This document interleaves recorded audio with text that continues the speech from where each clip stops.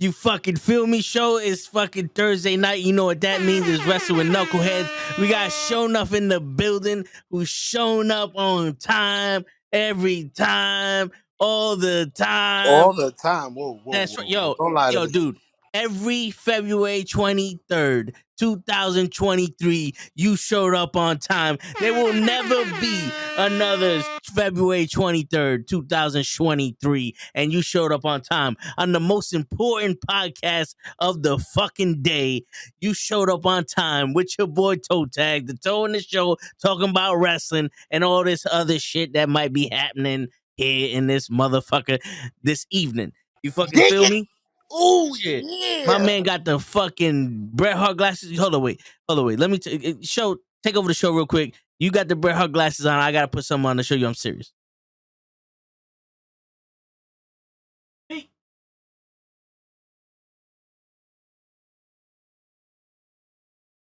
Say something, show. You muted. Oh, shit. No wonder. I'm like, I am talking. Man, let me see what you got. Came out here with the Bret Harts. You got to come out with the Machos, the Ric Flairs. You got to get the Ravishing Rick. Woo! Family, how y'all doing, man? It's finally nice to be here on time. Wait a minute. I got the blues in You this ain't got motherfucker. the Orange Cassidy's? That's right. We serious out here. This is my thinking shit. You know what I'm saying? This is what I use to think with. You know what I'm saying? I be on the toilet bowl shitting like that. And then look, when I do my taxes, bow. Bow. You Bow. see? I go from serious to taxes, baby. That's it. If you want to play baseball, fuck with me, Fred. Fuck with me. Woo, triple. That's it. I'm looking like fucking Cy Young out in this motherfucker. You know what I'm saying? Don't even do that. Word. Derek fucking G'd up in this bitch. I got Feliciano. word. We got UV protection on this. Y'all gonna need some fucking UV protection in this motherfucker tonight. You know what I'm saying? We got the baby oil on deck. We got the chancletas on deck. We got the fucking Vicks on deck. Holla at me, Fred. Holla at me. You know what I'm saying? Shit. Pimp, what's going on, Pimp? My man look like he could play the guitar with those fucking Word. Sing us a song for the piano man. Sing us a song tonight. I sing guitar, he said piano man. Got him. Hey, yo, you know what it was? I felt like Elton John with them shit. And I couldn't think of the words to Rocket Man instead of just going, I'm a rocket man. You know what I'm saying? But fuck it, yo. We got Pimp in the building. We got Leon in the building. We got Kofi in the building. We got Ray in the building. Huh? Who's in the building? We got Pimp, Leon, Kofi, Ooh. Ray. Ooh. You know, he respecting the craft. You know what I'm saying? Yo, Ray, I heard what you and Santi said about me the other day. They talk about I was trying to go behind the curtain and get away from kayfabe and all that shit in the interview. That wasn't me, man. That was my evil twin brother. All right? Sometimes he just pop up. Shit, we all about kayfabe in this motherfucker. Yo, show, tell him about that time. That time that you went behind the curtain and tried to break kayfabe? I seen it. I mean, I got evidence. I agree with them. You did it. Don't do that shit. That's true. But fuck it, yo. We out here, man. It's Thursday night, man. He said, but fuck it. Fuck it. You know, sometimes you gotta do what you gotta do. You know what I'm saying? Listen, it's all about them sunny days. Well, where the fuck Show went? See? Show done left. Because of you, Ray. You exposed us and Show boogied on us. King Show enough in the building. You muted. My apologies. My phone restarted. But I'm back. Shit. Yeah, man. Yo, why is it so hot in my damn room, Show? What'd you do to my shit? I turned on the heat. I turned this on. Oh, my man got the fire on it. My bad. My man got the chickity chick chick chickity chick chick chicka boom boom. Shit. You want me to turn off the fireplace? I know it's hot. I mean, you could turn down the TV just a little bit, but I mean that's up to you, daughter. You know, we know she make the rules up in the house and shit. Hell King yeah, Show you enough in the kill her. Her baby shark is going shit. down. How dare you? Well, yo, it's not a baby; it's a toddler by now.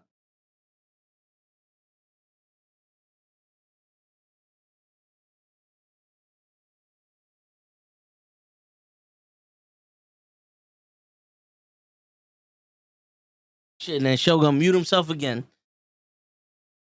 All right, let's see if she approves of that. All right, there you go. Shit, back in my day, they would have just duct taped my ass to the wall and just did what they had to They do. do. Yeah, right. Oh shit! Uh, Now, now we hearing echoes. They don't. It only popped up once, Show. Don't worry about it. Don't go starting to fix shit. Don't who go got chasing an echo? waterfalls. Yo, so since you early on time, the most important February 23rd, 2023 show we ever did. What you want to talk about in the wrestling world? Let's start out with what you want to talk about. Dude, William. No, I get it. I got. Ah, shit. I'm gonna induct somebody into the Diamond Wrestling Watch. Is it William Muta? No, I know his last name is Muta. The Great Muda? Nah, little Asian guy. He fought against Orange Cassidy yesterday. Wheeler Yuta. Willa. Wow. Uh, William Muda has signed with Diamond Wrestling. Yo, I see this is why show came early to announce William Muda has signed with Diamond Wrestling. Ladies and gentlemen, hold on, let me tell the rest of the knuckleheads I that told you. how it happens. Hold up. Let's do this shit for real. All right, so yo, William William Muda, William Muta is now in Knucklehead. I mean Diamond word. Wrestling. William Muda is now Diamond Wrestling, baby. We signed him. Yo, It I took all knew night, it but show too. did it. I knew it. I'm like, yo, I know this is wrong. Well, F it. Here you go. I'm here to be Word, wrong. Take it. word.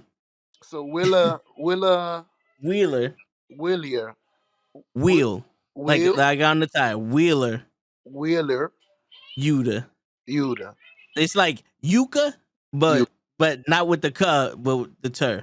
the turn you Yeah, Yuda. yeah. Gotcha. Damn, Ray, you want to talk about someone who doesn't respect the craft? My man just called him William Hey, Muda. I always announce that I'm a rookie at this. And nah, it's I so good, bro. I am more into the old wrestling, and I'm still bad at that. Anyways, at Yeah, least I know the names though. some of them. Some of them. I know Coco Beware. You know what it is, show. I speak show enough, so I can translate to y'all. Please do. Also, what I think you was trying to say was we got the barcode up here. Scan that shit. It got all the link trees and links for you to follow GG Show, Lay, Cabs, me, the Knuckleheads. You can get some gear up in this motherfucker. You know, there's the OnlyFans subscriptions in there, all the other stuff. You get a free year if you paid $3,000. You know, it's the week is free, and then every day after that, it's another $20,000 a day to get access to all the free shit. 20,000. 20. There you go. So after the podcast, get your ass over there and do all the other shit you need to do. And please, by all means, never ever forget to go fuck yourself. And why and while you're at it, Fuck you too. there you go. What's going on, Pimp? Yo, Pimp, we was fucking banned from you. We was suspended off YouTube for a week. Where the fuck was you at? Word. All Coco said, "Fuck you too. Fuck you too." Word. But yeah, so Wheeler Yuta Willa Yuda and Orange and Cassidy. Orange Cassidy. I really enjoyed that match. That's the type of match. That's the type of wrestling I enjoy. The back and forth, the give and take, the who's better than who. Like, are you better than me? Am I? I guess that's how you go into it. Like, I know this guy is as good as me, but I really want to test my skills out. Yeah. I'm gonna go back and forth with him. You know what makes that match even more compelling? What is that? The fact that Orange Cassidy is looked at and mistake as a joke to the other wrestlers. You know what I'm saying? Like everybody look at Orange Cassidy's like, yo, the shit you're doing is a joke here. You're going slow. You're doing all this other shit that's not real wrestling. Blah blah blah. And then when shit hits the fan and he's wrestling somebody, he keeps up with him. Like Word. almost like to say, yo, bro, I'm real too. You You know what gotta I'm bring saying? it out of me. Word. Maybe you're not up to par with my skills, so Word, I gotta play with you. You know, I gotta do the slow motion on you because you boring. word. But with this guy, I gotta show. You see this? You see this, Tom? Ugh, she just She laughing over here. nah. She just threw herself on me. It's all good. She's like, it's fuck that. Fuck you too. Fuck you too. Nah, but hey, man, listen, the daddy of the year. That's why he never here on time. Yes, sir. And Gigi doing the same thing. So it's all good, man. And Hey, Blade doing the same thing. we here. Toe, Word. it's your turn. I'm tagging you in. I'm nominating you for Baby Father of the Year. Oh yeah, this is 820. 2046. About 18, 9, 20. Word. Word.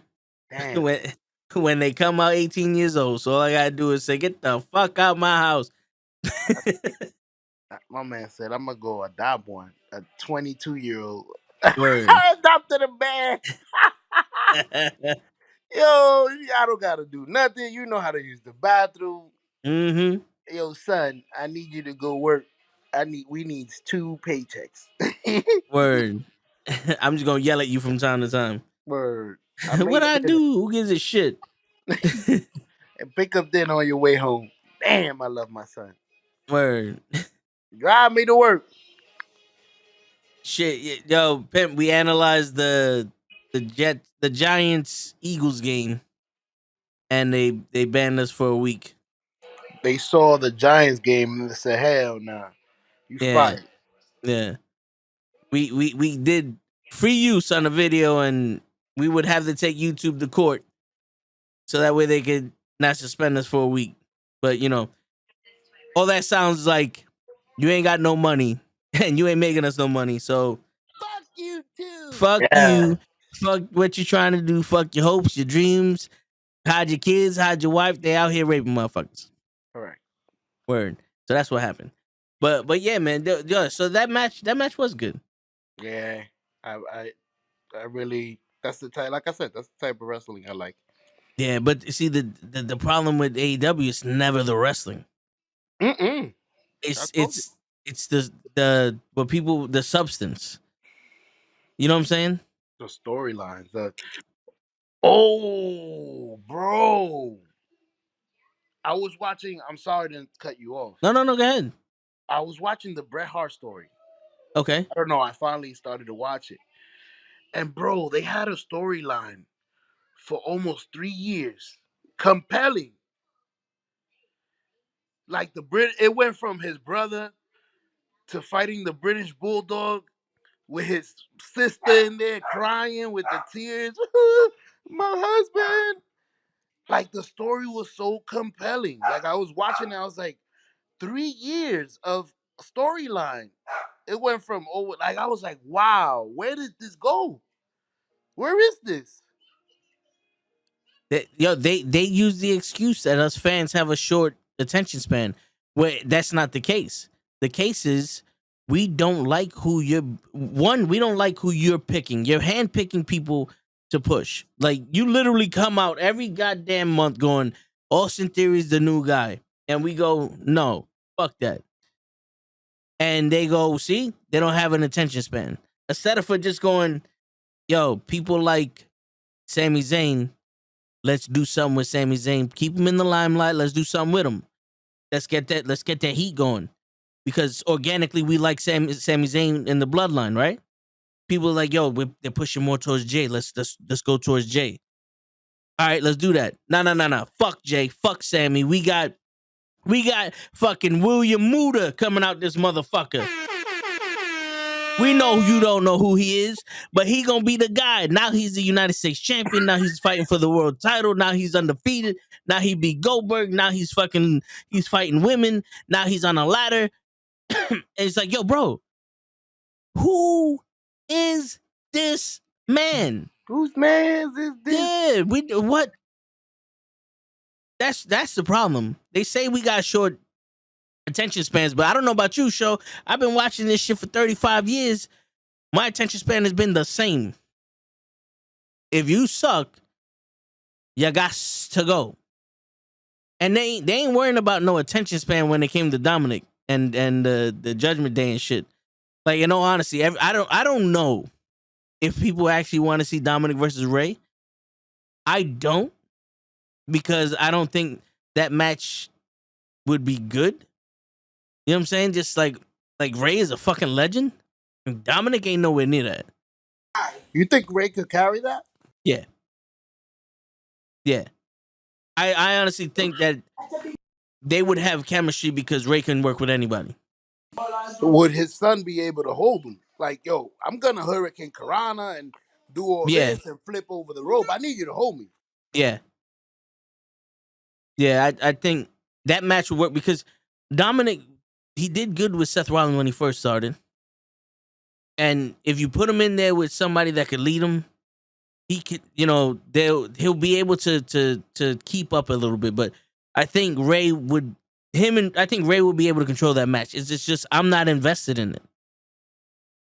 It's too much. Storyline not competitive. It's too much cookie cut. Like, for me, it's too much high school shit. It's like it's not deep enough. You know what I'm saying? Oh, he got a girl, Rhea Ripley, and now she's a bad influence, and he goes to the house and what? Only every holidays he's gonna torment his family? Where's his sister? You know what I'm saying? Where the father's just gonna run away? The father's running away. They got to do something drastic to have the father go, you know what? Then I'm gonna fuck you up, Dominic. You know what I'm saying? For them to just have a match now is like, yo, the stakes are very low. This is Ant-Man and the Wasp all over again. You know what I'm saying? But like I'm saying, the whole thing of the attention span is like, how many times have we come on this show and spoke about the same things or the same storylines that they've been given for months now, or talk about how we want to see this in the future and written our own stories and all that, and it's all based on the characters they have now. No one in their right mind is saying, yo, fuck it, make Roman Reigns lose the title now, and I want to have Cody Rhodes versus Omos at WrestleMania because I'm already bored of Cody Rhodes and Roman Reigns. If people really had short fucking attention spans, Roman Reigns would have lost that title 3 months after he won it. Can I ask a question? No. And I don't mean to be, I don't want to disrespect the tribal chief. No, dude, you know that we could say whatever the fuck we want. When was the last time the champion had a compelling match? Because I remember back in the days, Triple H, The Rock, Stone Cold, they always had a compelling match with somebody as a champion. Like, that was a great match. When was the last time Roman Reigns had a great match? So, here's the thing. Roman has good matches. Well, all right. Roman has the best match of the night on all these pay-per-views. It's just all the endings are fucked up. He had a good match with Drew McIntyre. He had a good match with Sheamus. He had a good match with Kevin Owens. He had a good match with Sami Zayn. He had one hell of a match with Jay, last year and all that other stuff. It's just when the ending of the match cut you off at the knees, it's like, shit, bro. Now, like, his match with Drew McIntyre, that shit was dope for where they were at, the Clash of the Castle. That shit was dope. But then Solo Sikoa came in and he had to use Solo Sikoa. It's like, all right, now it's all about Solo Sikoa joining the bloodline. You know what I'm saying? It's just sometimes you can imagine if the Iron Man match between Shawn Michaels and Bret Hart ended in Triple H coming and hitting the ref, and then Pedigree and Bret Hart and Shawn Michaels stealing the title that way. After we just done seen an hour and 5 minutes of Shawn Michaels and Bret Hart putting on a classic. Hey, the Montreal Screwdriver was a classic. If you go back and watch it, Yeah, that's because no one knew it was gonna like that wasn't supposed to happen at all. Like not even Brett knew. That was you know what I'm saying? But that was even that, a fucking you match. I forgot about the match because of the screwdriver. that's what see what I'm saying? I was just I about to went ask back. you, I'm like, do like, you remember the damn, they went match? up and down. They went Yeah. everywhere. No one remembers the match. They just remember the last three seconds of the match, and then the rest of the show of Bret Hart destroying the ring, putting WCW sign, with his finger and all that other shit, spitting on Vince McMahon, punching him in the face. They remember that. They don't remember the match. I would love to see Dominic take on Edge. Edge can teach him a lot. Fuck. That was Yeah, from Lay. to teach them how to fucking beef. What? Lay said that? No, no, Nah, no. come on, Lay. The you bugging. Bugging. I felt Lay spirit, and I said you bugging to pimp. That's exactly. I can see Yeah, his face with that little smirk. yeah. Yo, not for nothing. I think this is where you have the 205 Live Championship. This is where you have it on Raw. So that way Dominic can win that title and wrestle those guys because they're just as good as any other people on the roster. It's just that because they don't take him as important, he can beat them all. You know what I'm saying? He can wrestle them all. He can get his timing better. He can work with people that are fast, that are agile. He can get, he can do what he needs to do. Have that championship. He'll be the Stephanie McMahon of the cruiserweight division. Have the championship, and then that just give him an extra thing to have on Raw if you want to make him more compelling. You know what I'm saying? I don't know if the people in the chat agree. Ray's been quiet this whole time. I think Kofi left because I'm right. Leon is speechless because he ain't never saw somebody with a mind like mine. He's like, yo, this guy might be a genius. He's going to get a thesaurus right now. You know what I'm saying? Show shaking his head yes for everybody that's listening on Spotify. My apologies. No, There's that's all people good. talking, so I'm No, it's so trying it's to so keep it. good. It's so good. But yeah, like I think this was where a 205 Live Championship or you know something of consequence can be used, like because it wasn't that important. You know what I'm saying? Like none of the titles are that important, but if you gave him something that he could brag about besides being in jail, I think that would add more of a compelling argument for Ray, for Dominic to be trying to be taken serious. Even if Rhea Ripley interferes in all his matches and all other shit, it's still you're giving him the reps, and now he's not just a joke. You know what I'm saying? Now he's not just a joke that's out there wrestling people to get his ass kicked. True. You know? No, So man. I yeah, mean, but yeah. I enjoy his character though. I don't know, y'all might not enjoy his wrestling, but I like this new him. I like him as a villain. I like him with this mommy shit. I like the hair with the Eddie Guerrero hair. I like the fake tattoo. It's funny to me. It's watchable. Like I'm interested in what kind of corny shit he's gonna do. At least I'm interested in watching. Like it's something compelling. It's better than AEW. Mm, Yeah, no, I hear you. I hear you. my bad. No, it's true though. Like his character, the character, not him, the character is good. You know what I'm saying? That character given to some not or just being taken more serious and being more polished can be something good as like a second tier character, as a character that's you know a mid storyline character. It's dope, and I get it, and I understand where they're trying to go. Then are they getting there with him? Some people say yes. I'm saying almost. You know what I'm saying? Like they really need to he really needs to fucking stop smiling with that shit. But he can get there. You know what I'm saying? And Rhea Ripley's helping him out a lot. But I think this is where you would have the argument for like a 205 Live. So could be worse. Daniel says could be worse. Dom could be clown shoes trash like Orange Cassidy. Damn, you think Orange Cassidy's clown shoes trash? As what? His character?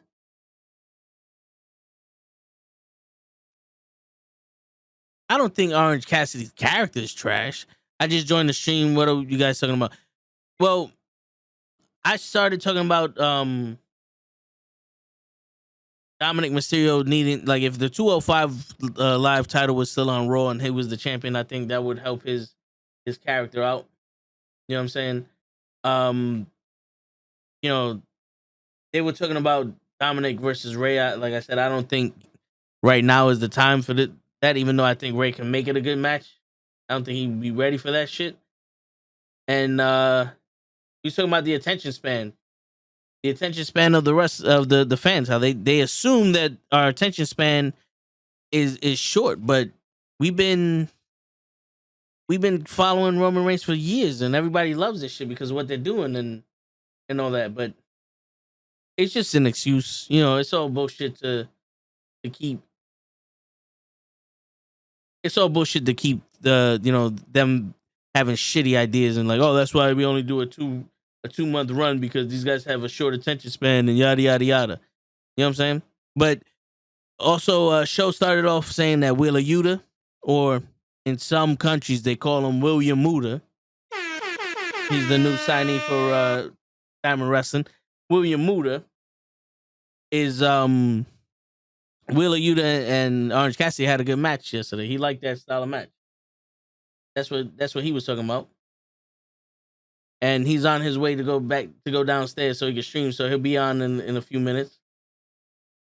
But what do y'all think of? All right, hold on. There you go. That's what I was gonna say. What do y'all think of Dominic?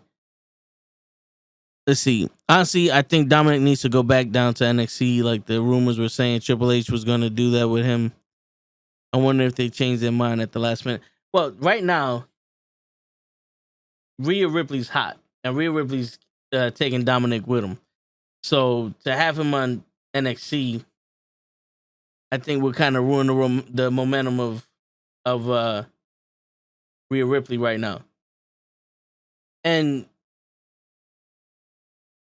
I don't know if you need him on NXT. Like this, there's nothing on NXT that he can learn that he can't learn from the main roster. Like if he can hold his own, at least in the ring with some of these people, keep him on the main roster and have him wrestle people. Like have him wrestle matches with Cedric Alexander, have him wrestle matches with Mustafa Ali, have him wrestle matches with Chad Gable. Dolph Ziggler. There's so many people that you can put in there that are inconsequential if they lose. It's not one of those like if they lose, it's a catastrophe. You can have him in there with matches with people to get the reps in. And if Rhea Ripley has to help him win the matches, then so be it. Fuck it. That's just a part of the story. But I don't think he needs to go to NXT. To be honest with you, NXT is looking like the complete start. Like if wrestling was a video game, he's already 2 levels past NXT. You know what I'm saying? That's like putting Hogan. That's like trying to put AJ Styles right now in NXT. It'd be completely pointless. You know what I'm saying? I don't think it would fit. I don't think he would. I think it would just be a few steps back. Honestly. But what does everybody else think about Dominic going to NXT? I don't watch NXT, so it wouldn't bother me too much. But I think teach him where he's at, man. You got a good thing going with the Judgment Day. Leave Rhea Ripley alone. Let her do her thing, and teach him where he's at. Progress his character to the point where he don't need Judgment Day. Because in all honesty, when Judgment Day's over, Rhea Ripley's gonna be on SmackDown. Finn Balor's gonna be untouchable. He don't need the Judgment Day. Damian Priest is probably just gonna go back to being, what he was before. And now where's Dominic gonna be at? Where's Dominic gonna be at? Is he gonna be the babyface? Is he gonna help his father? Is he gonna protect his father? Is he gonna still be that bad boy and have his own group? Is this where he comes up and get, this is where they bring up some NXT guys that, so they can follow him and he has his own group and shit? Who's to say? You know what I'm saying? What about that? Huh, Anthony? What do you think about that? What do you think about them bringing people up from NXT for him to run a crew on Raw without the Judgment Day, because you know the Judgment Day is gonna split up soon. You know what I'm saying? So it's it's what happens after. That's the question.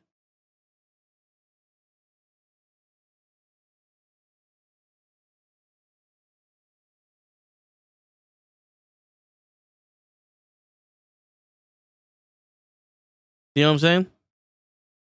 But yeah, man, we have. Well, that's one of the stories. Now Otis is gonna be a model. Oh, they Otis. They call him Otis, but they want to put Otis as a Beverly Hills cop, Maxim Police commissioner model or some shit. I don't know if Otis needs that. If they're gonna use that to have Otis and Chad Gable split up, so that way they can finally have Gable do nothing. Because you know how they are with that shit. They're just gonna find another tag team for Gable to go into. But even though Gable should be stepping up right now, if they want people for Cody Rhodes to wrestle, they need to have him wrestle new guys. And I think Chad Gable stepping up and being a number one contender against Cody Rhodes if he were to win the title, I think that would be a compelling storyline at least. You know what I'm saying? I think that would be a compelling run. You know. Every time you think you have the answer, they change the question. What up, Tags? What up, Jimmy Jam? Yo, bro. Every time they think they have the question, I change the answers. You feel me?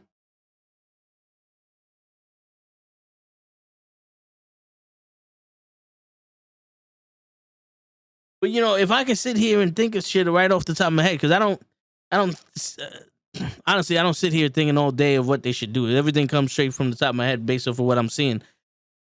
But that's where you get the question, like, what are they planning for this shit?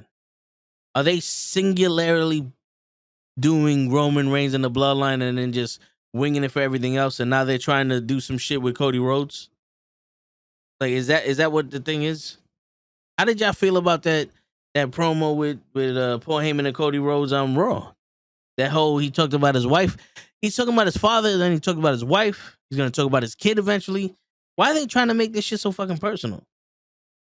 What are they gonna want us to have Cody Rhodes versus Paul Heyman, or is Paul Heyman gonna do the screw job on Roman Reigns, and that Cody Rhodes is gonna be a Paul Heyman guy? Yeah, I ain't think of that, did you? Yeah, I ain't think of that, did you? I bet you no one in their right mind had those words come out their mouth. Cody Rhodes, a Paul Heyman guy, and Paul Heyman screws Roman Reigns.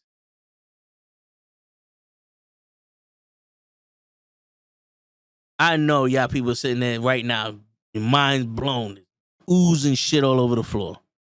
Oozing shit all over the floor. That's how you know it's serious.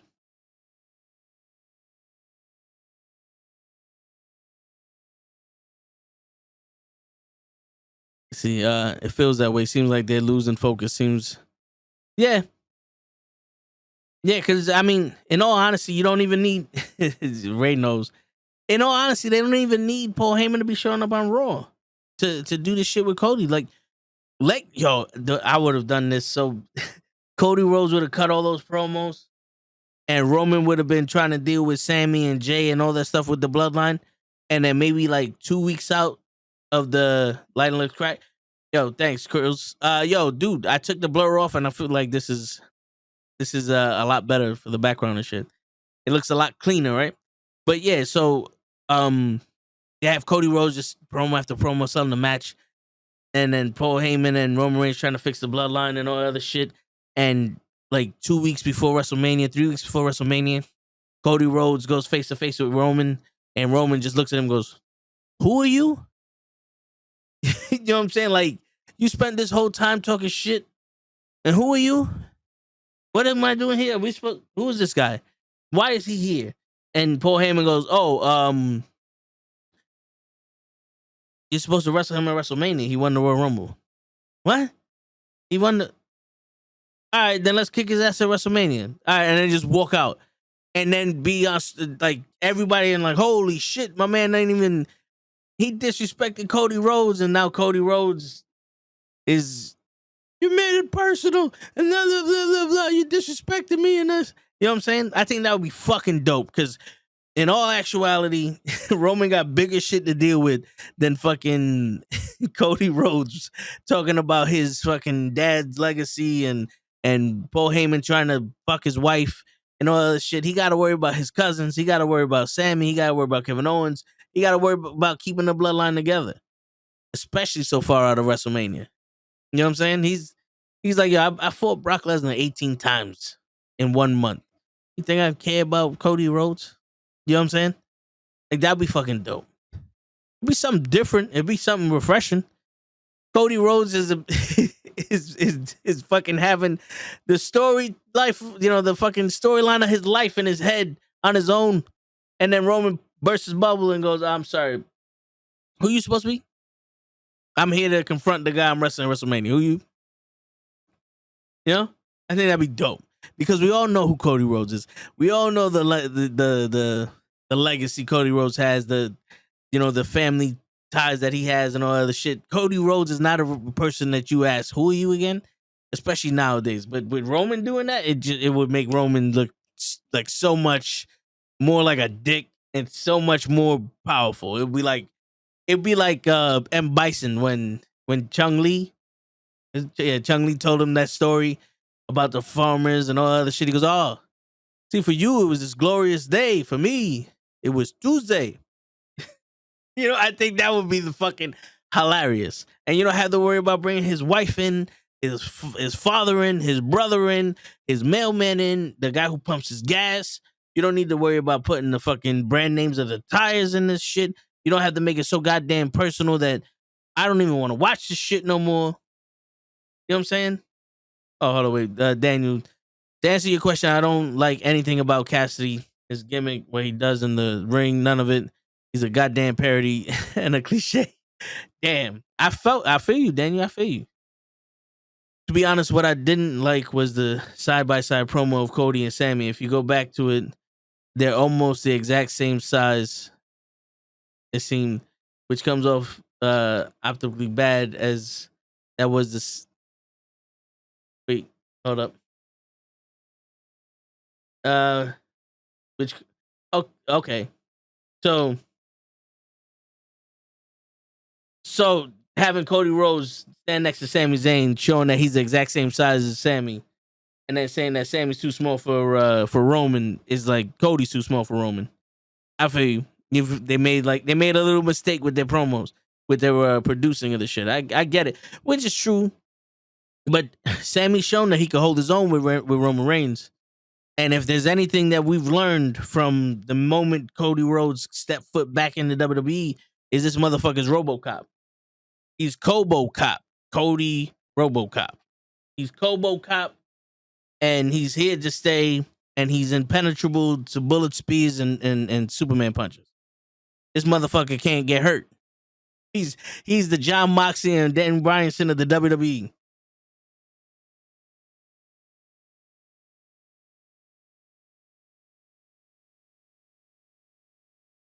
You know?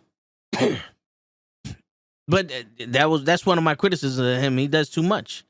The Royal Rumble, yo, if you really want to prove you're tough and you can handle it, instead of getting chopped 10,000 times by Gunther in the last 5 minutes of the match, come in number 3, bro.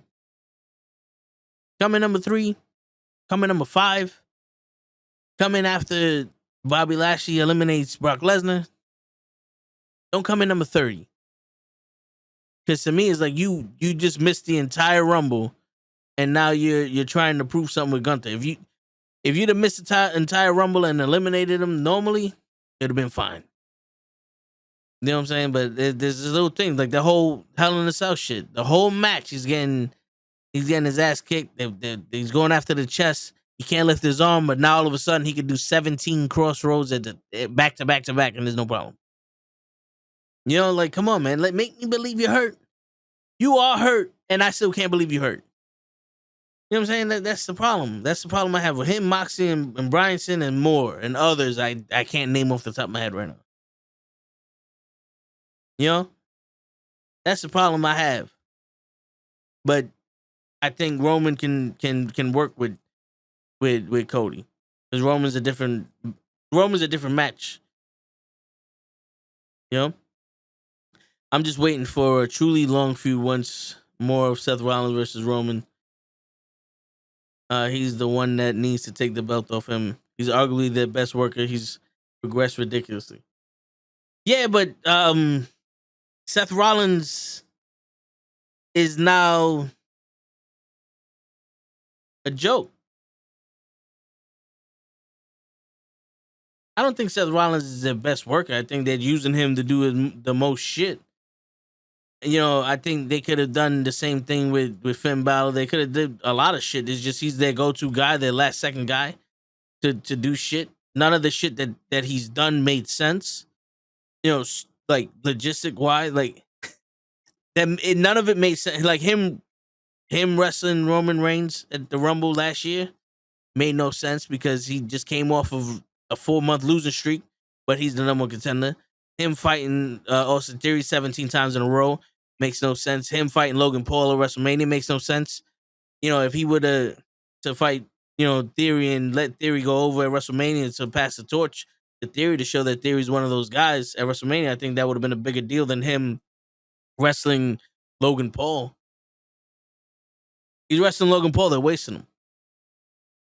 So I don't know about that. He's the Miz now. Moxie's biggest issues are no selling, too many power moves, and blading all the freaking time. Yeah, that's true. If not The Rock, I can see the build up for next year as hot as been Roman versus Seth. I don't know, man. I think that everybody would say yes to that because they have this hard on for the Shield. But we've seen that already.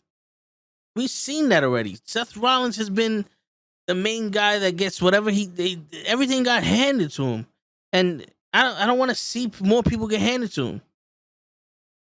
Honestly, I think the best shit we could do right now, if you want to do a fucking real feud, let fucking Big E come back or let Kofi come back or somebody and have the New Day versus the Bloodline, not the New Day versus the Usos, the New Day versus Roman Reigns and the Bloodline. Let that shit happen. And I said the New Day versus the Bloodline, not the Usos. I don't want to see tag team matches. I want to see Big E go after Roman Reigns or something. Like, let someone new, someone different. Let the Hurt Business go after fucking the Bloodline. Bobby Lashley has been wasting his time with Brock Lesnar. Let him get a fucking title shot with Roman Reigns. Bobby Lashley versus Roman Reigns? You're telling me you wouldn't buy that? I want to see that shit more than Seth Rollins versus anybody. I would love to see Bobby Lashley versus anyone more than Seth Rollins versus anyone. Imperium versus the Bloodline. Yeah, like let someone new come up. This is where you get it, bro. This is where you get that new guy. This is where you find your Goldberg. This is where Hogan loses the title on Monday Nitro and Goldberg comes in and he's the new champion. Let the new hot guy come in and take the title. Why are you going to give it back to someone who's just going to be a transitional champion? We don't need more transition because Seth Rollins wins that title. What happens now? He's going to wrestle fucking Kevin Owens again or Dolph Ziggler? It's just going to be the same list of people that everybody that's been wrestling fucking Roman Reigns. I want a new list of people. If you notice, ever since Bryan Danielson got there, he's wrestled every champion for the title. Lost to every single one of them. I don't think he's ever won a fucking serious match. And now he's another number one contender. He's the first person that actually had a real storyline with MJF for that title. Ricky Starks didn't have a real story. They had a match. Come on, man. Let Seth do his own thing. And just because he's the only one that pushing doesn't mean he's the best one. You know this for a fact already. There's so many other people that you would want to see take that spot than fucking Seth. And if you want Seth to be champion so bad, let him go down to NXT and become champion. Let him wrestle fucking Braun Breaker with two Ks. Third one silent. Reigns doesn't need to be champion another year until Mania. If Cody does beat him and Rollins is done with the trash human being poll, they can do Cody versus Seth Paul with the title involved. I would rather see Logan Paul fight Cody Rhodes and win the championship than another fucking Cody Rhodes Seth Rollins match. I'll just say it to you right now. If you're gonna have the winner of Cody Rhodes and Logan Paul versus the winner of Seth Rollins and Logan Paul versus Cody Rhodes, I would rather fucking Logan Paul just give him the fucking title then. Give Logan Paul the fucking title and let's call it a day.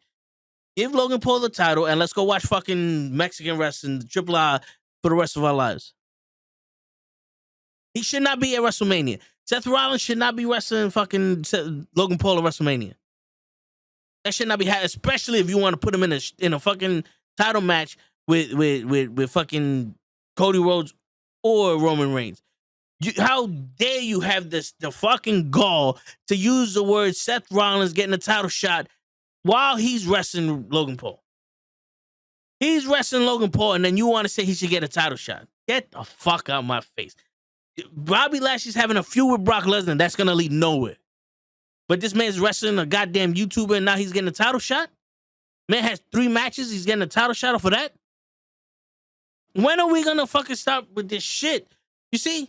The whole, they have no attention span. No, we got an attention span. You motherfuckers are giving us trash. You're giving us trash. You can't sit there. That's like going to a fucking fancy restaurant and the food is garbage. It doesn't matter how fancy. The food is garbage. I don't want to eat here no more. Shit. You can go to a fucking restaurant that's in the back alley or some shit. The rats running around all the place. The food could be good. It's the same shit. The food is phenomenal. Yeah, but I don't want to be in this environment. Come on, man. Everybody, you want money so goddamn much, and you're going to see. You know who has the short fucking attention span? The people writing the goddamn stories. Those are the ones that have the short attention spans because they're bringing fucking the celebrities in at every fucking chance they get to get a cash grab instead of having a fucking actual storyline with people that you can make popular. Look at fucking Sami Zayn. For a year, he's been with the fucking Bloodline. Since what? Last April, almost a year. He's been with the Bloodline. Everyone's chanting Sammy. He goes and he's one of the populars. People want to see him beat Roman Reigns. He's a fucking wrestler. He's been a wrestler for how long? For all over the world. One of the best to do it today, right? People paid to see that. People paid to see him. But what do? Fuck it. Let's just get Logan Paul in here. And we have the short attention spans. We have the short attention span. You don't have the fucking guts to do something creative. I would challenge you. I would fucking throw it back on you. Don't say we don't have the attention span. You don't have the balls to fucking do something creative with the people you have. Yeah, there are more than fucking 2 people out there. There's more than Seth Rollins and Cody Rhodes out in the fucking WWE. I don't know if you noticed that. You pay them, but I don't think you know.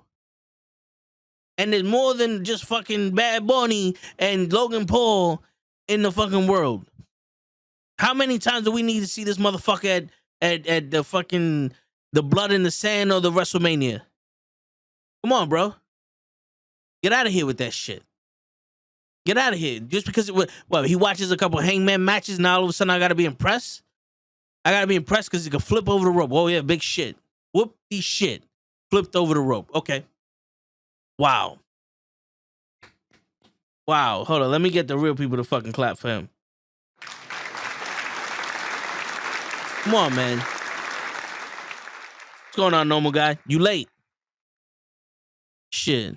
In fact, when I was watching Elimination Chamber and it was down to the last 2 as they kept the door open, I thought out loud, please don't let Logan Paul come out. He did, and I went, fuck. Yeah. Yo, dude. The minute my brother was like, yo, is Montez Ford really hurt? I was like, nah. They're just gonna do that to keep the door open, and Logan Paul gonna come out. He's like, nah, I think he's hurt. And then Logan Paul comes out. He looks at me. He's like, damn, son. I was like, yo, dude, it's so fucking obvious. It's so fucking obvious now. And I get it. There's little kids that are watching this shit and they don't see it the same way we see it. And I'm not faulting them for that. But it's like, fuck, bro. Why do you need to put more effort in Logan Paul versus Seth Rollins than the United States title itself. You know that United States title Elimination Chamber match was fucking pointless now? That Elimination Chamber match was one stupid because that was supposed to be who was going to be the champion going into WrestleMania, right? But because Roman Reigns can't do it, so they did the United States title. So it was already stupid on that part because they don't never do that shit. But then you made it pointless. You should have had fucking Theory dominating that match, eliminating a couple people here and there, showing that why he stepped his game up and he's on another level than everybody else. And Montez Ford, you know, everybody wanted to see him wrestle Montez Ford at WrestleMania. Let him go out there. But no, you use that entire match to sell Logan Paul versus Seth Rollins. That entire match was used to have Logan Paul versus Seth Rollins. What is the fucking point of showing it to us? For that, you should have just had a promo and let Logan Paul beat the shit out of Seth Rollins for 5 minutes. Don't show us a match. Throw that shit to the... Cancel the fucking Elimination Chamber match for the men and have a fucking promo where Austin Theory is going, no, you're not going to get no title shot. And Seth Rollins, yes, I am. Yes, I am. Fight me now. Yeah. And then Theory's like, I'm the best in the world. I'm the new man. And 8 down. And Cody Rhodes, yes, I am. Look at the shirt I got. I bought it from Becky Lynch. Come on over. And then boom, after 20 minutes of them talking, doing the same shit, let Logan Paul come out and fucking roll up Seth Rollins. Seth Rollins loses the championship. Now Logan Paul's the United States champion. And they wrestle at WrestleMania. That would have been a better storyline. That would have been a better fucking time of my... At least I would have been able to take a shit and not have to worry about nothing. But you wasted everybody's time with this shit. And you're always wasting everybody's time. Brock Lesnar versus Bobby Lashley. Biggest waste of time. Biggest waste of my life since I was born. 4 matches with these motherfuckers. Every single match was a waste of my fucking life. I don't want to see that shit no more. I don't want to see Bobby Lashley versus Brock Lesnar at WrestleMania. Come on, bring Bray Wyatt versus Bobby Lashley. The Hurt Business versus the fucking the Terrible Six, whatever the fuck Bray Wyatt wants to call his faction with the fucking Beckys and the Rambling Rabbits and Uncle Murder and all that other shit. As much as I don't want to see it, if Cody becomes champ, there's another option, Orton. Fuck Orton. Orton's always the first person that new champions wrestle, bro. It goes fucking Dolph Ziggler, Randy Orton, and at the time Moxley, but fucking then you have like Kevin Owens. Look at Drew McIntyre. He's the first person he wrestled, Dolph Ziggler. Then he wrestled Randy Orton for half the year. Then he wrestled fucking Heath Slater. Then he wrestled Bobby Lashley for the other half of the fucking year. Like Randy Orton, another one. He's gonna come back after being hurt for so damn long, get a title shot. Jesus Christ. Is there no one on the roster right now that's active that can get a spot on TV? Who needs to get hurt on the active roster for them to come back and get a title shot? Because I always was under the assumption that if you were working on TV and you got the crowd, they'll follow you. You know, they'll push you and they'll give you, you know, shot after shot. Why can't Gable be the first guy for Cody Rhodes if he becomes champion? Gable has been doing his fucking thing with Alpha Academy. He's athletic. He's another Kurt Angle. He's another type of Kurt Angle. Why can't he wrestle Cody Rhodes? Why can't he get out there and have a shot? No, but Orton needs to come back and wrestle Cody Rhodes. It's a storyline from 25 years ago where Cody Rhodes was in the Legacy. We could do that. Lazy. You're lazy. It's not we having a short attention span because we remember that. You're lazy. Give someone else a fucking shot. Give someone else a fucking shot. Why can't he stand for something as champion? You know what I'm saying? Come on, man. The same fucking 5 people are getting title shots back to back to back. You don't have to earn them no more. It's fucking ridiculous. I can't stand to do, but if they do go that route, they'll build the story of them both being. Yeah, I just mentioned that. I didn't see that before, but they check out my last one. So it's feeling like they're jumping Sammy into the tag team Too long, not letting him truly grow and show his true potential. Okay, here you go. This is his last. Love and Sammy feel like they're killing him by not allowing him to continue to wrestle in singles competition. I understand the pairing with KO, but it's too soon to step down and take. Yeah, I've been saying this last week, Jimmy J. Last week, I said we don't need Sammy and Kevin Owens versus the Usos at WrestleMania. We need Sammy versus Jay. Sammy versus Jay at WrestleMania, I think, can be just as big as Jay versus Roman and Sammy versus Roman. Because the storyline started with Jay. The bloodline started with Jay fighting Roman. Roman kicked his ass. He stood in line. He became the right-hand man of the head of the table. His brother comes. He's defiant, but he turns his brother. His other brother comes, Solo. He's the bodyguard. Sammy comes out of nowhere. Paul Heyman and Jay skeptical of Sami Zayn. Jay gives it to him. Sammy has to prove himself. Sammy finally proves himself. Jay treats him like a brother, loves him, part of the family, fully accepts him. They force Sammy to turn on Roman because he got to protect his friend. Jay's heartbroken now. He doesn't know what to do. He's like, fuck it. I might even leave my family over this nigga. And then something happens. Sammy versus Jay. I think to complete the storyline with the bloodline and Sami Zayn, Jay versus Sammy WrestleMania. If you need to have a tag team match with Kevin Owens and Sami Zayn, do that shit at Backlash. Do that shit at the next month. WrestleMania is there to complete stories. It's not there to fucking continue or make new stories. Like, I'm tired of this fucking 2 weeks of buildup out of nowhere for WrestleMania matches. WrestleMania is the culmination of the year. It's the biggest fucking pay-per-view of the year. It's the Super Bowl of the year. You know what the Super Bowl is? The Super Bowl is the end of the season. It's the championship of the best team of the season. It's not the first game of next season. Come on, Sammy versus Jay, I think would be a fucking banger. That's the match we need. Pull on our heartstrings. Let's get that shit booked. Come on, Ray. Call up your people and tell them that they need to stop fucking around. And Toe Tag said Sammy versus Jay. All right, Gigi's in the building. She's on her way. I think we are still getting the tag team match of Mania, but Jay is working out on Jimmy. I don't know about Jay and Jimmy. I think Jay's is 100% true when he said he's going to stay with Jimmy. Would be great. No, yo, thanks, Pete. See, Pete know what the fuck I'm talking about. Shit. But yo, dude, it started with that. The story is right there. It's right there. Nothing in the story is the Usos versus Kevin Owens and Sami Zayn.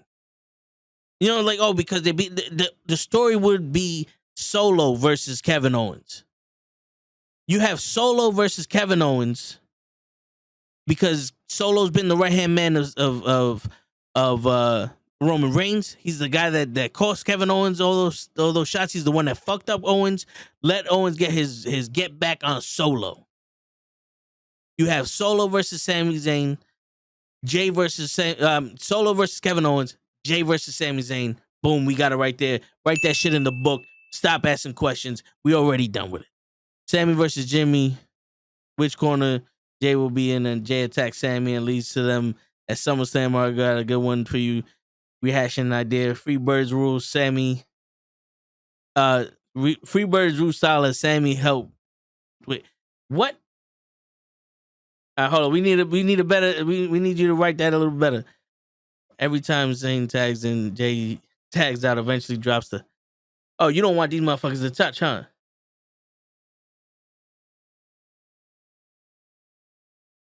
You want to talk about completing the story? We need Jay turning on Roman at the end of Bloodline. To end the blood. Yeah. Now, you could have Roman keep doing this shit where he's overreaching, he's overstepping his boundaries by, mushing everybody in the face. He mushes Solo in the face. He mushes Jay in the face. And then when we get to WrestleMania Backlash, Jay won his match against Sammy. Roman lost his match against Cody. and Roman is on a power trip trying to keep his spot where he don't really need to do that.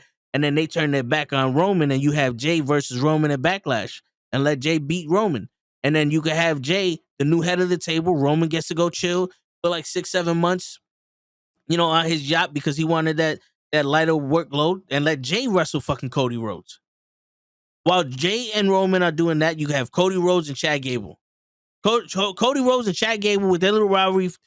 Cody Rhodes defending the title against Chad Gable, which I think will be an awesome fucking decision because somebody new. And then let Jay beat Roman for the head of the table shit. He goes after Cody. The shit breaks down because he wasn't ready for it. And boom. There you go. Bob's your uncle. Bob's your fucking uncle. He was emotionally and mentally manipulated to join the bloodline. Now Sammy has let him see the light. Yeah. All right, let me catch it. Jay and Sammy have their mutual respect already. No need for them to have a match. Yeah, but this Jay and Sammy having a match because of Roman would lead to Jay turning on Roman. Because let's say Jay and Sammy have that match where it's like they have some shit they gotta settle, and Roman's forcing Jay to do it, and Sammy understands it. After that match, they pull a Hogan and Rock where they're shaking each other's hands, and Roman's out there going, yo, what the fuck? And then he wants to beat up Jay, but these people turn their back on Roman like, yo, bro, this is my brother here. You know what I'm saying? Like, if my brother cool with this nigga, then I'm cool with him. And then that could lead to the whole Roman Reigns sliding down that mountain, sliding down the mountain of the island of relevancy. You know what I'm saying? Roman pushes Jay for bailing out on Jimmy, costs the bloodline some gold, tries to get Jimmy and Solo beat down Jay. Yeah, that's kind of what I was saying. Be the last. Toe spitting the facts. Is that what you want me to say, normal guy? Hold up. Saying Usos used Freebird rules their last match when Sammy helped Jimmy retain the titles. When Jimmy got hurt, so he technically part of champion like the New Day. Yeah, okay, all right, I get it. When they were defending the championships and he jumped in there to help Jay, and yeah, I get it. If I'm booking it, the only way Roman loses the titles is not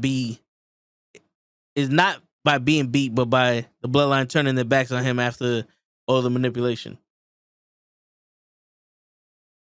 It would have to be that way because I don't see Cody Rhodes going over on Roman Reigns without that. Without them leaving him there or them not being at ringside or anything like that, I don't see Cody Rhodes beating him.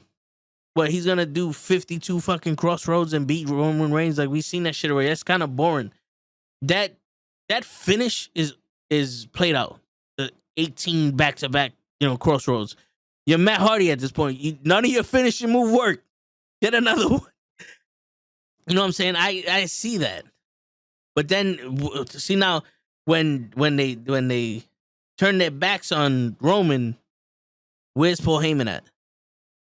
Because I made mention earlier in the podcast, people didn't realize, like, people ain't looking at it this way, but what if Paul Heyman turned their back and now if Cody Rhodes is a Paul Heyman guy?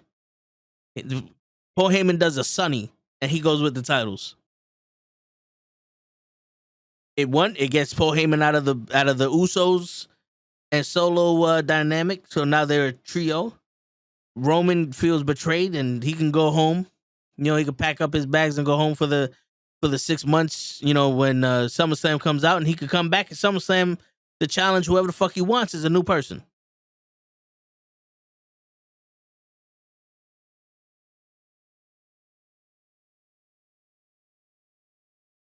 When Flair turned on Sting, Arn and Pillman attacked Sting, and Benoit joined them as the Horseman.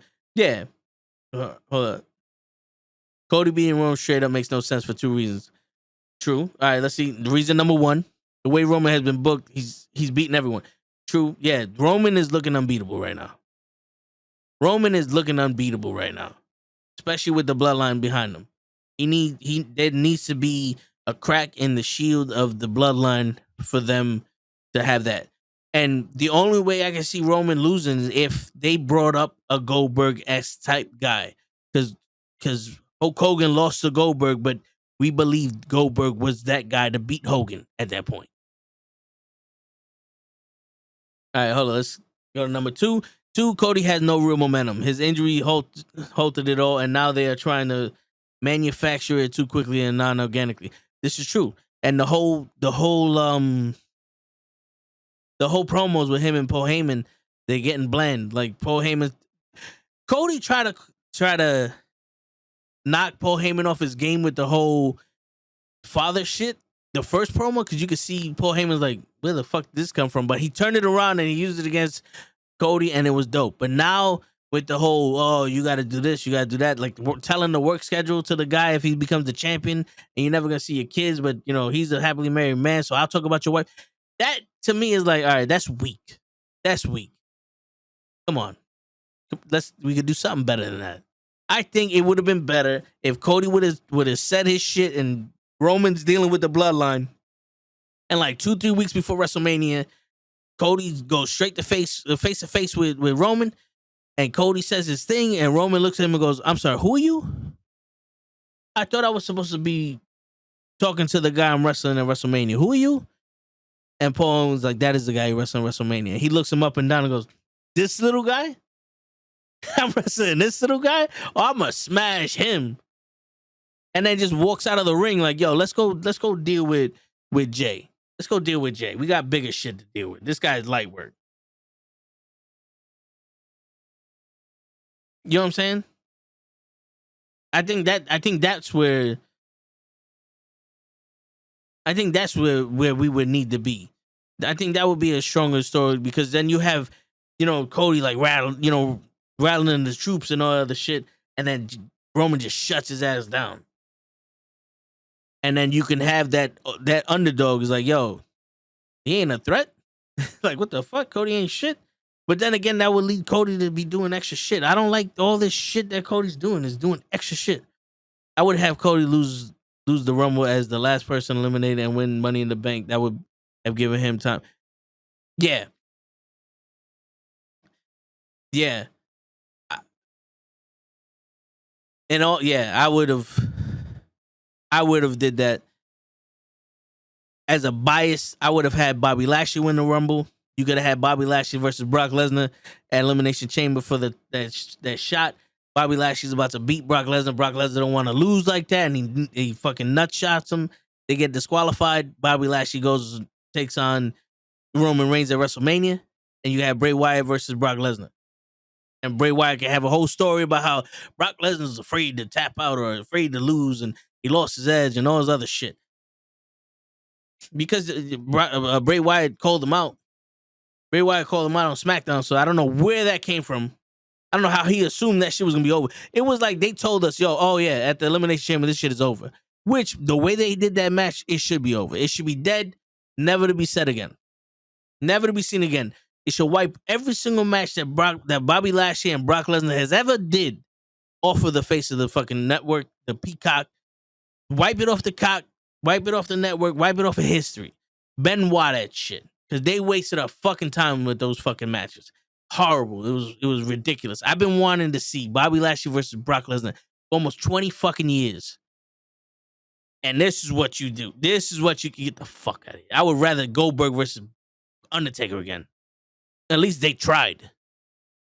Because now the fans base wants Sammy, his Daniel Bryan crowd all over again. They screwed themselves into a corner. Yeah. They did, but with Sammy going after Jay, with Sammy and Jay having a match at WrestleMania, I think that helps them because it gives them an out. Like I said, because most of the story with Sammy was Jay. Sammy and Jay was most of the story with the bloodline. Let's be honest, the first corner was they put all their eggs into Roman and Dwayne, and that didn't happen. Now they have the pivot and pivot fat. Yeah.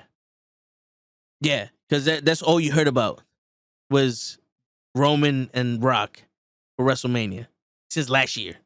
Since last year, all you heard about was Roman and Rock. And then everybody's like, yeah, but Cody Rhodes is going to win the Royal Rumble. Cody Rhodes won the Royal Rumble the minute they found out The Rock had better shit to do. The Rock was like, I saw what you did with Bobby Lashley and Brock Lesnar at fucking Crown Jewel. Nah, I'm good. I'm good. I don't know who. Have you not seen Young Rock? He's too busy fucking up that goddamn memory of the Attitude Era. He doesn't want to fuck up a real memory with him and his cousin. You know what I'm saying? Like, he's spending too much time fucking up the Attitude Era with his TV show. Holy shit. How many times has he put some shit on TV? I'm like, that's not what happened. He didn't do that on Raw. He did that shit on SmackDown. They wasn't face to face when he said this. What happened here? Now they can't even add Sammy to the match because pinning him will make Cody heat. Yeah. Oh, Cody would have to be a heel. He pins Sammy. But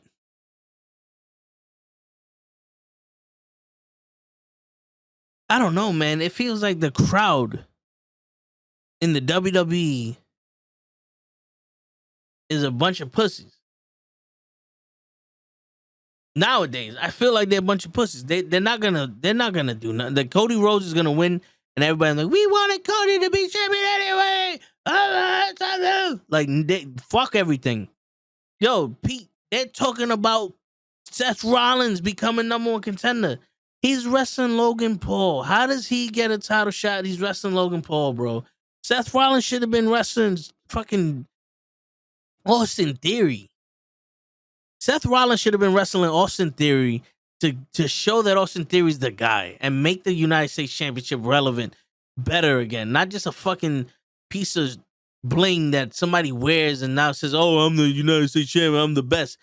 No, you're not. That title means jack shit. That Intercontinental title, if that was on Raw with Gunther, that would have meant way more than what's happening on SmackDown. Because to be honest with you, the only thing that's happening on SmackDown is the bloodline. But Gunther's having bangers with Sheamus and shit, but they're not doing that United States title any justice. They fucked up that title when the minute Logan Paul came out and that Elimination Chamber match became Logan Paul versus Seth Rollins and not Austin Theory being the champion.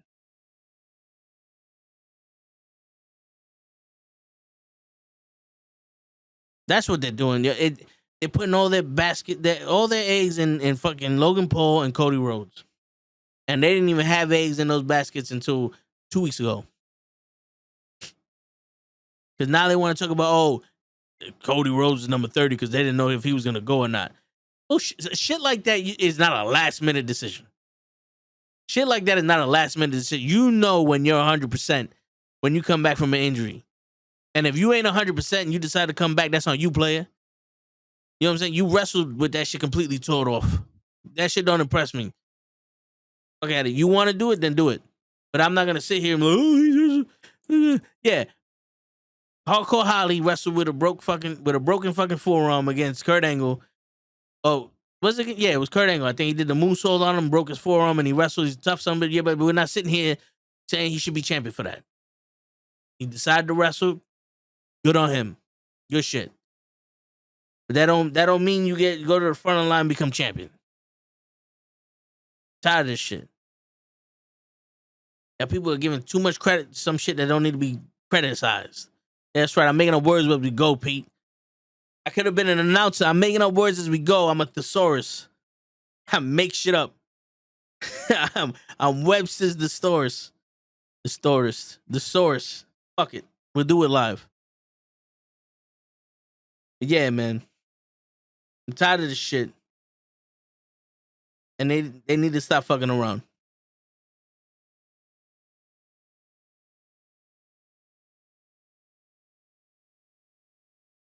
You're pooping right now, Johnny? Nice. Well, get all that shit out of you, bro. I knew you was full of shit to begin with. But yeah, man. And then that's WrestleMania. That's what we're going into with WrestleMania. The Elimination Chamber. Asuka was, I said it from the beginning. Asuka was the only person I think that should have won that match at Elimination Chamber.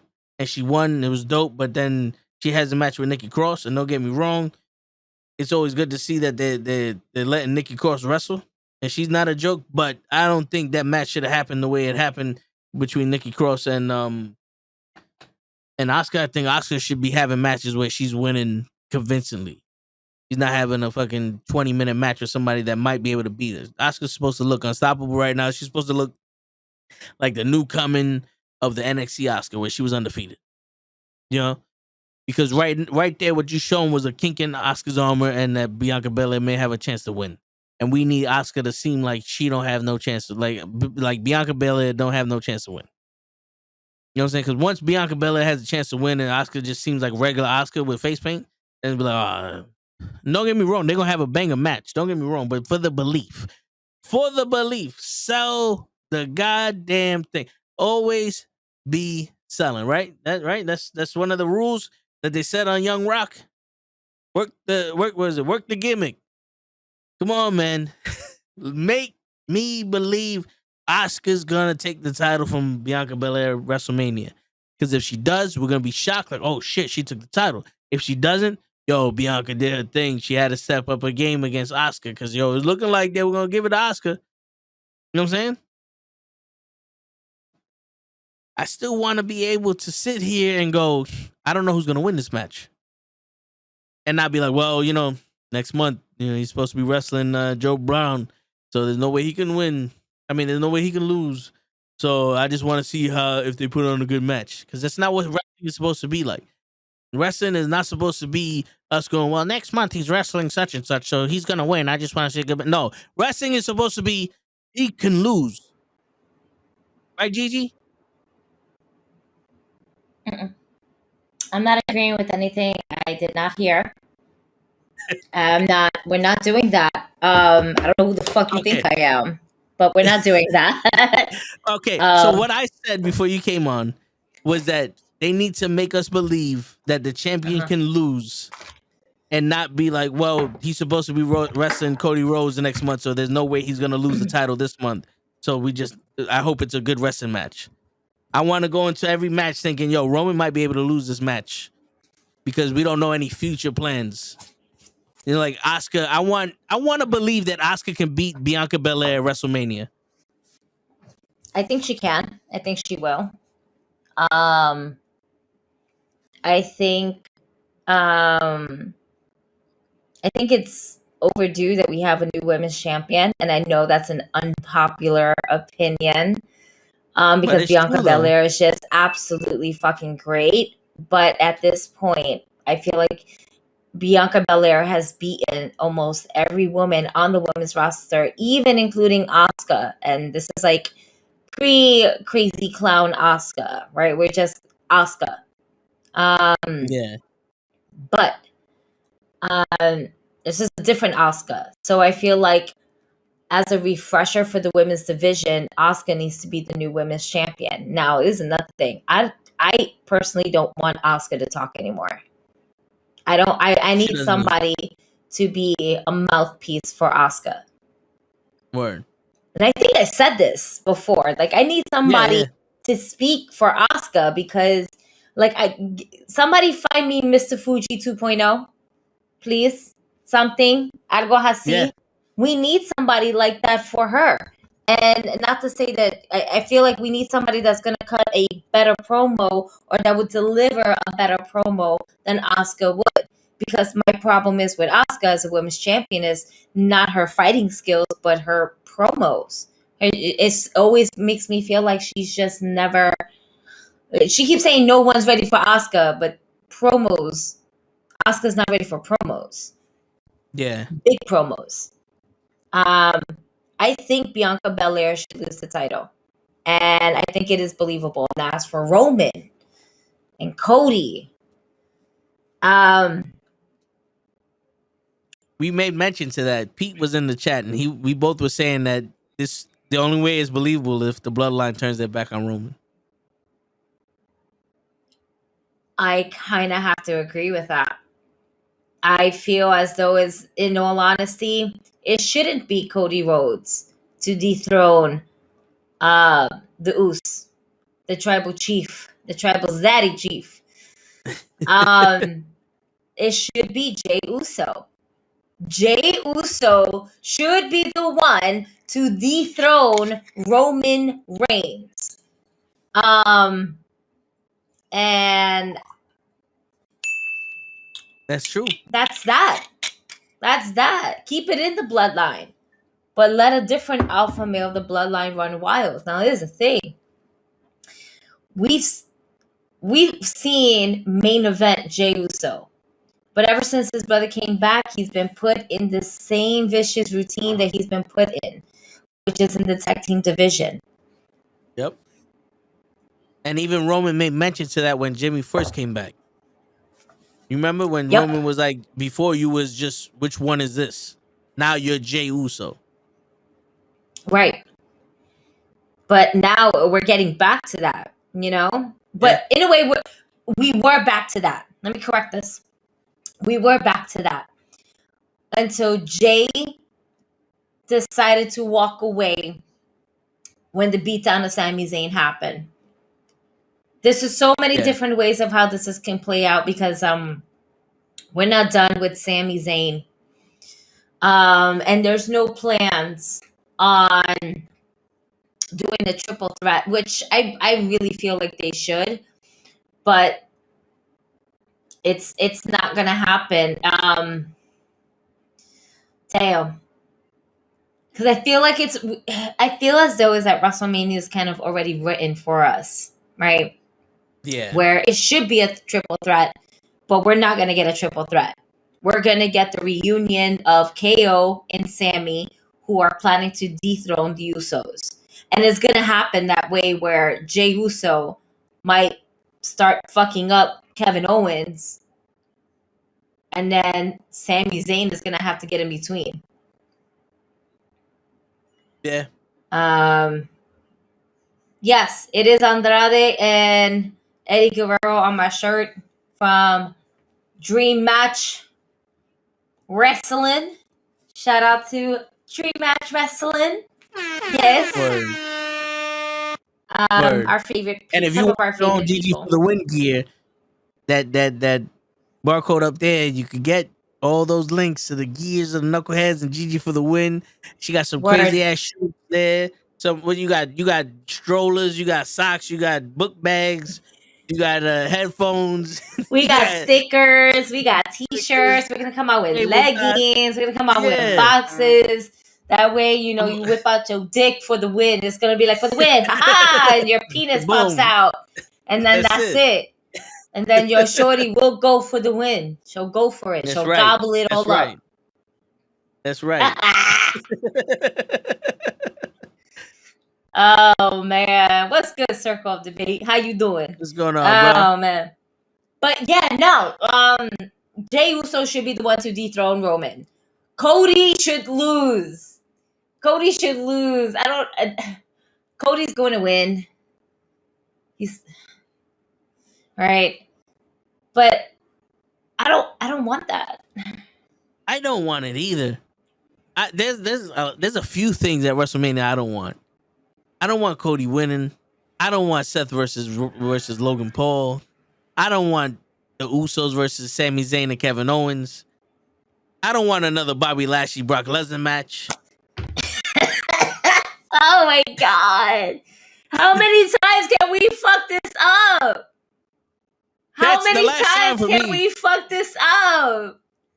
Oh my god! Yo, come on, a low blow, bruh. Yeah, bruh. Yeah, bruh. So now this looks like Brock Lesnar's a little bit of a bitch. It was a bitch move. We don't think he's a bitch, but it was a bitch move. It was, yeah.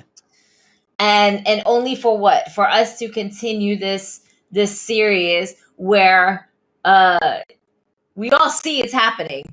The Hurt Business is slowly reassembling each other. That's it. Let's get them together like the Avengers. All right. And let's get this. All right. Hulk smash, Omos smash. All right.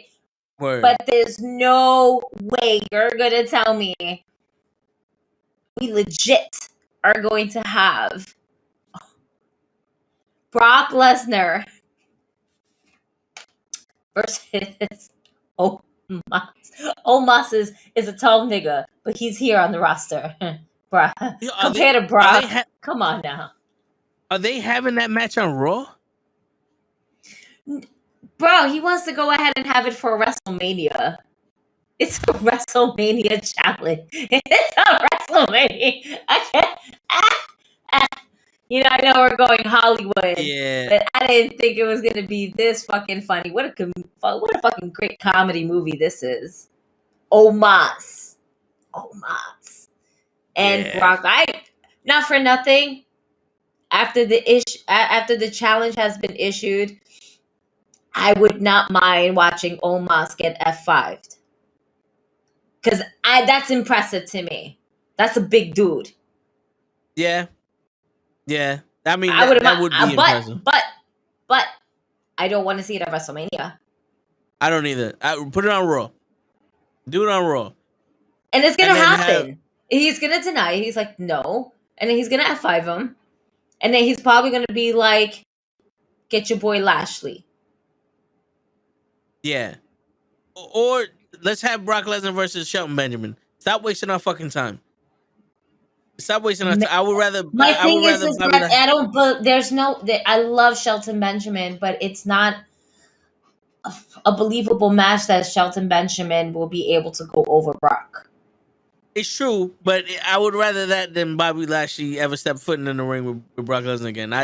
They ruined it for me. 20 years in the making, Gigi.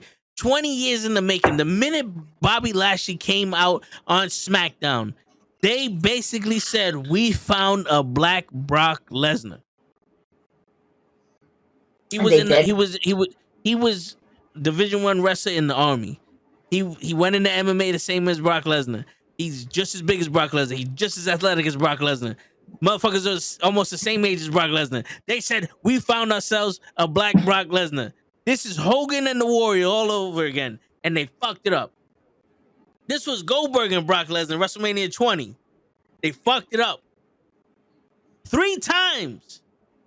3 times. This is almost, at this point, the next time they fuck up, LA's gonna riot.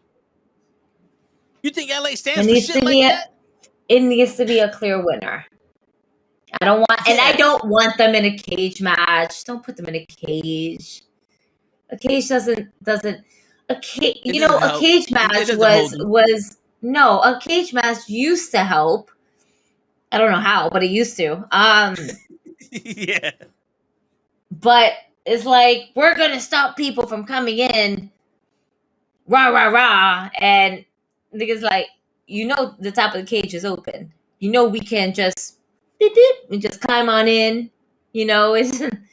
I mean, shit. Like, come on. Well, the issue isn't having people out the cage. The issue is them being in a match longer than 5 minutes. I'm over it. Yeah, I am too. Yeah. You know what I'm waiting for? And this might sound fucked up. I'm waiting for not damage control. Yeah, maybe damage control. Yeah. I'm waiting for Io and Dakota to turn on Bailey. It's looking like that because Becky and Lita are having a title match on Raw. And they question Bailey. So is that going to be that Bailey and Becky are going to have a tag team title match against Io and Dakota at WrestleMania? Because I don't want that either. I wouldn't mind seeing that because I want to, and the reason why is because I wouldn't mind seeing the type of dynamic that Bailey and Becky can bring together in the forefront. Like I low key kind of want to see if I had to put 2 women together, the best women's tag team will always be Bailey and Sasha. Yeah. Right. And in all honesty, if they didn't have a fallout, Becky and Charlotte would have been great as a tag team. Yeah. Yeah. And in a world that I can only live in, all right, my little fantasy world. All right, my fantasy booking would be for the women's tag team championships, Bailey and Mercedes Mone versus Rebecca, okay, and Ashley. No, I want Charlotte and Becky versus Bailey and Sasha for the women's tag team championships. And that's just me being selfish and greedy because I want to see all four horsewomen women back in the ring simultaneously together, whether it's working with each other or working against each other. Why? Because at the end of the match, they still create magic. It's when they Yeah. always add that extra person that doesn't necessarily belong within that dynamic group. And I don't Yeah. want to just single out just the four horsewomen. You have other tag teams that can do it, but it got up to the point where something that was supposed to be so meaningful just went down the hill. We did what we didn't want to do, or we did what we went back to, what they felt more comfortable Yep. with, because this is what they do. What Yeah. is the most comfortable way? Let's just add Bliss and Nikki Cross. They don't have nothing Yeah. in common. It's all right. Oh, Nikki Cross and Candice LeRae. Raquel. Yeah. Yeah. No reason. What? And you know what the crazy shit is? That tag team title cost them Sasha Banks twice. Mhm. The first time they lost at a WrestleMania, Sasha Banks walked away, and they were able to get her back. The second time she was champion with Naomi, they did some stupid shit. She dropped the titles and walked away, and now she's in New Japan. They lost Sasha Banks twice. All because they did not know the right direction. They didn't respect Like those titles. it, and I think that's where Mercedes right now mentally is at. Is she wants to be part of an organization that's going to respect and honor women's wrestling for what it is. And it doesn't necessarily mean that when you book her, she has to go over. It just Yeah. necessarily means that they're all initially getting a little bit of the spotlight. It's not always one Yeah. person. Yeah, what you And do that's with it how makes we sense. grow. And that's how, as a division, the women's division, or just a tag team division in overall. Now I'm aware that Trish Stratus was also supposed to be part of this. You know, this I what didn't kills know me. that until Daniel said it in the chat. But Oh, there what? was mad reports coming out of it, where Triple H stopped her for coming or some shit like that. But there was a miscommunication because while they were, I believe they were supposed to get in contact with Trish, and I don't think that ever happened. Oh shit! So we don't know what that's gonna look like, because Damage Control is of 3 people, so they might just bring her back up. I read some shit like that. I don't want fuck. So how can I say this? Such an unpopular opinion, and so many people are just gonna be, what the fuck are you talking about? I don't give a shit. Word. Fuck those people. Hate me, disagree with me. I don't care. I want Becky Lynch and Lita to be my women's tag team champions only because I selfishly want Lita to have another title reign underneath her belt. And to be honest, I wish it wasn't with Becky. I wish it was with Trish. I was gonna ask you that. I would prefer it to be with Trish because the 2 Hall of Famers who basically helped bring the bra and panties division and elevated it as much as they could The in bra their and panties fucking era. era. Yeah. Yo, I mean, think about it. We met Trish when she was the manager for TNA. Yep. If any adult would know, TNA means tits and ass. If you don't know that, Yep. you might think it's for TNA wrestling. They probably got like, oh, total nonstop action. No. Somebody back there like, nah, we hiring a lot of tits and ass up in here. Word. And some of the men had tits bigger than some of the women. Yeah. Albert. the A in that group. A A train. That's an Albert. Yeah. Yeah. No, and the A funny, train. I still remember that first video that she had. She's wearing the zebra jacket with the pink shit, and they were emphasizing her tits and her ass. The first Mm-hmm. thing you see them go up her legs, show her ass, and then boom, her tits is over the table. TNA. It was an innuendo for tits and ass. You're right. And in that time, they were over sexualized. They weren't Yeah. respected as competitors. Nope. And Trish, Victoria, Lita, and Molly Holly, because Jacqueline and Jazz were actual wrestlers. They were seen as those women had to show that they had what they had what it took. Because And even Victoria Jackie. debuted as a hoe. Yeah. Victoria was one of Godfather's hoes. Yes, she was. Yes, she was. And look at her. Look at her growth from then to now. Even up Oh to yeah. this day, she can still go. Yep. You know. But I don't know. I just feel like, again, unpopular opinion.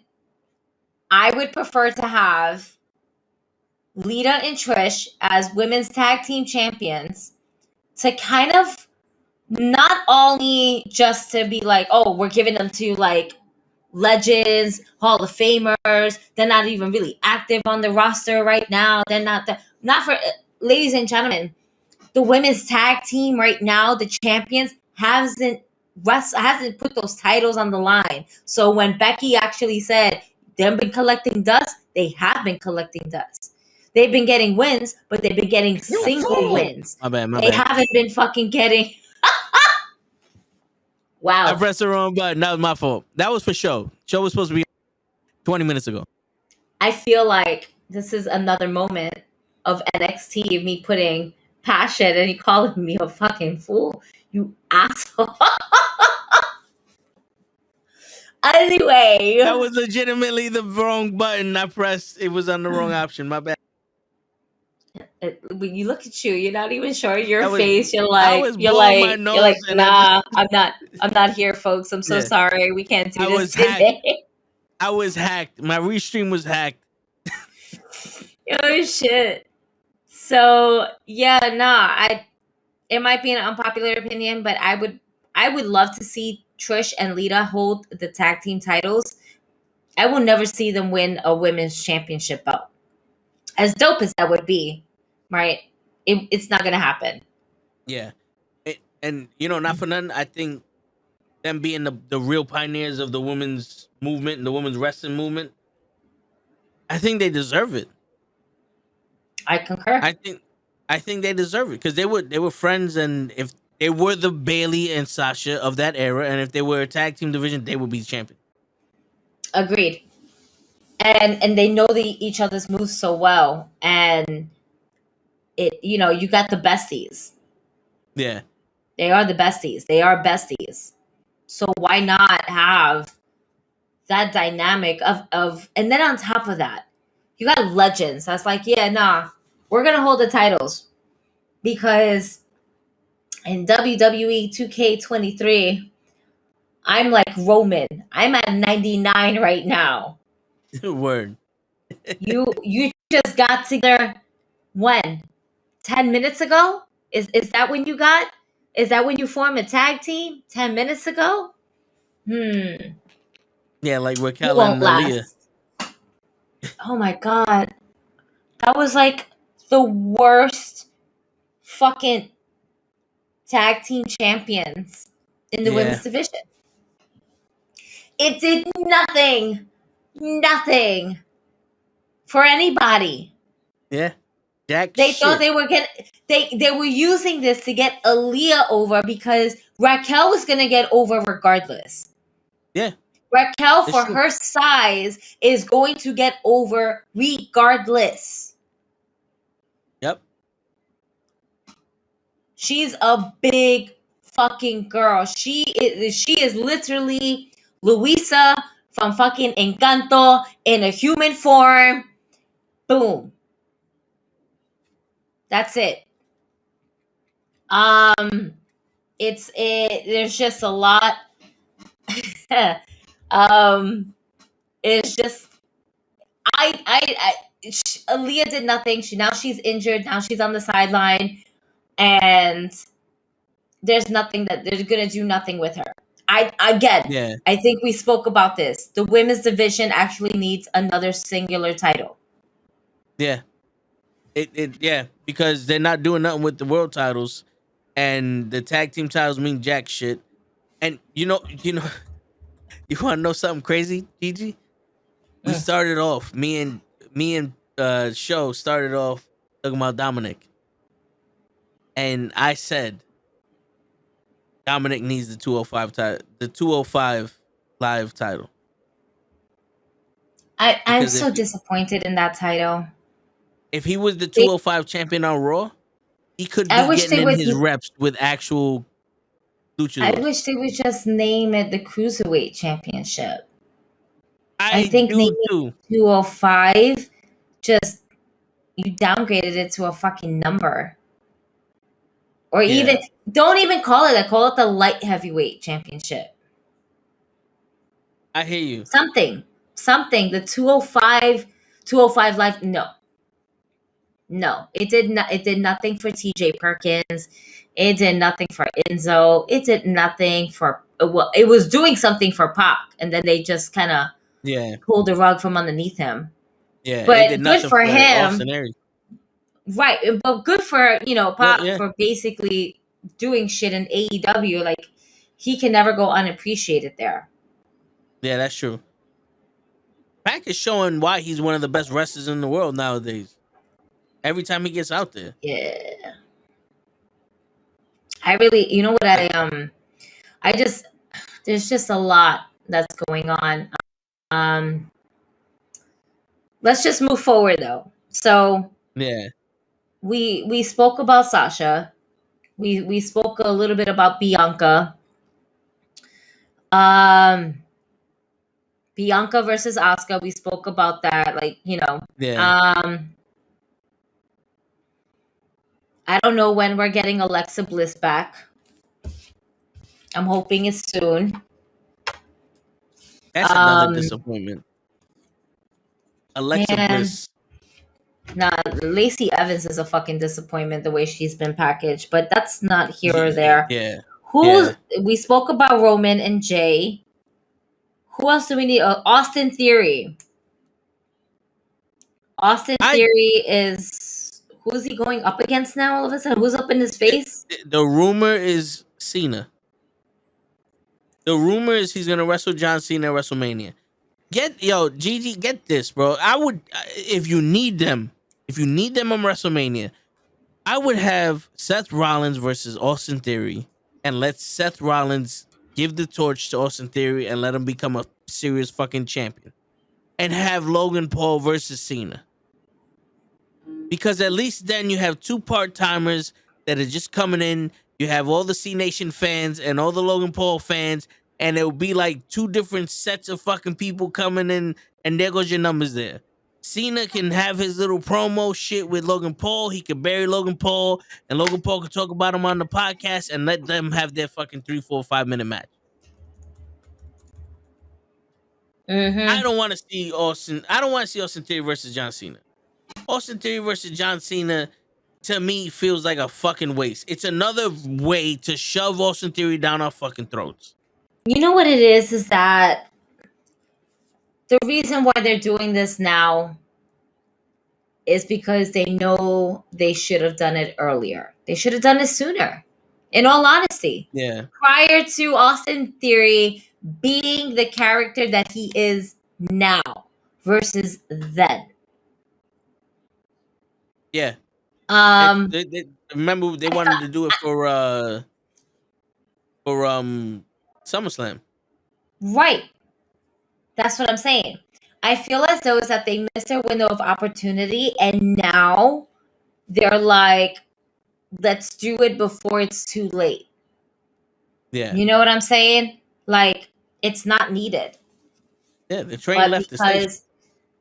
because they're going to bring back, oh, he is so much like John Cena this and John Cena that. He's going to be the John Cena.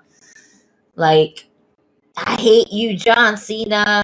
And then John Cena's going to come back with his ball spot that he got. And then, he's going to be John Cena. He's going to get a couple of, of his moves in. And that's 2 out of the 5. And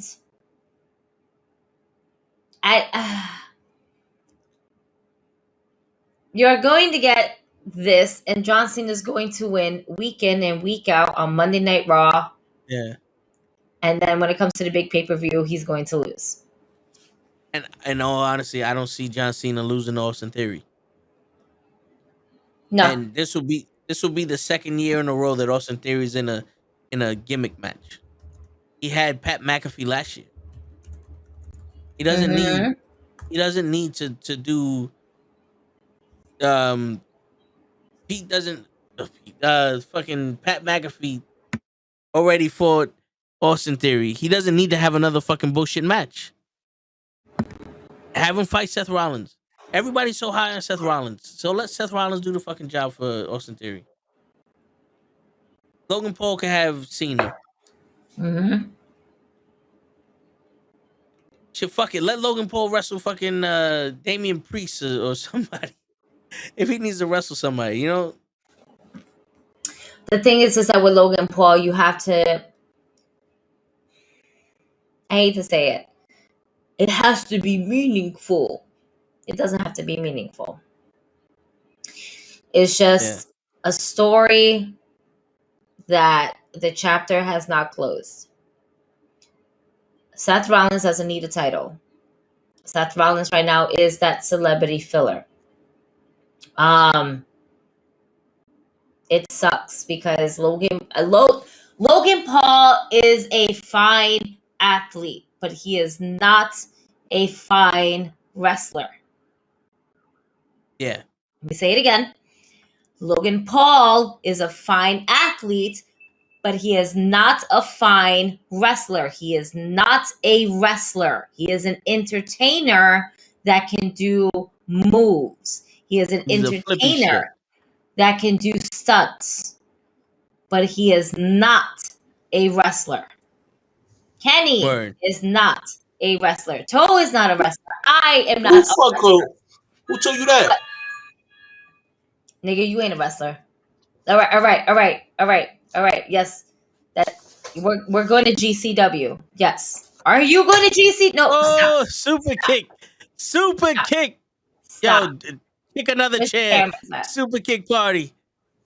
Super kick party. Throw yourself. You're wearing a GCW shirt. You better fucking throw yourself like Shotzi Blackheart throws herself every fucking time she gets a chance, man.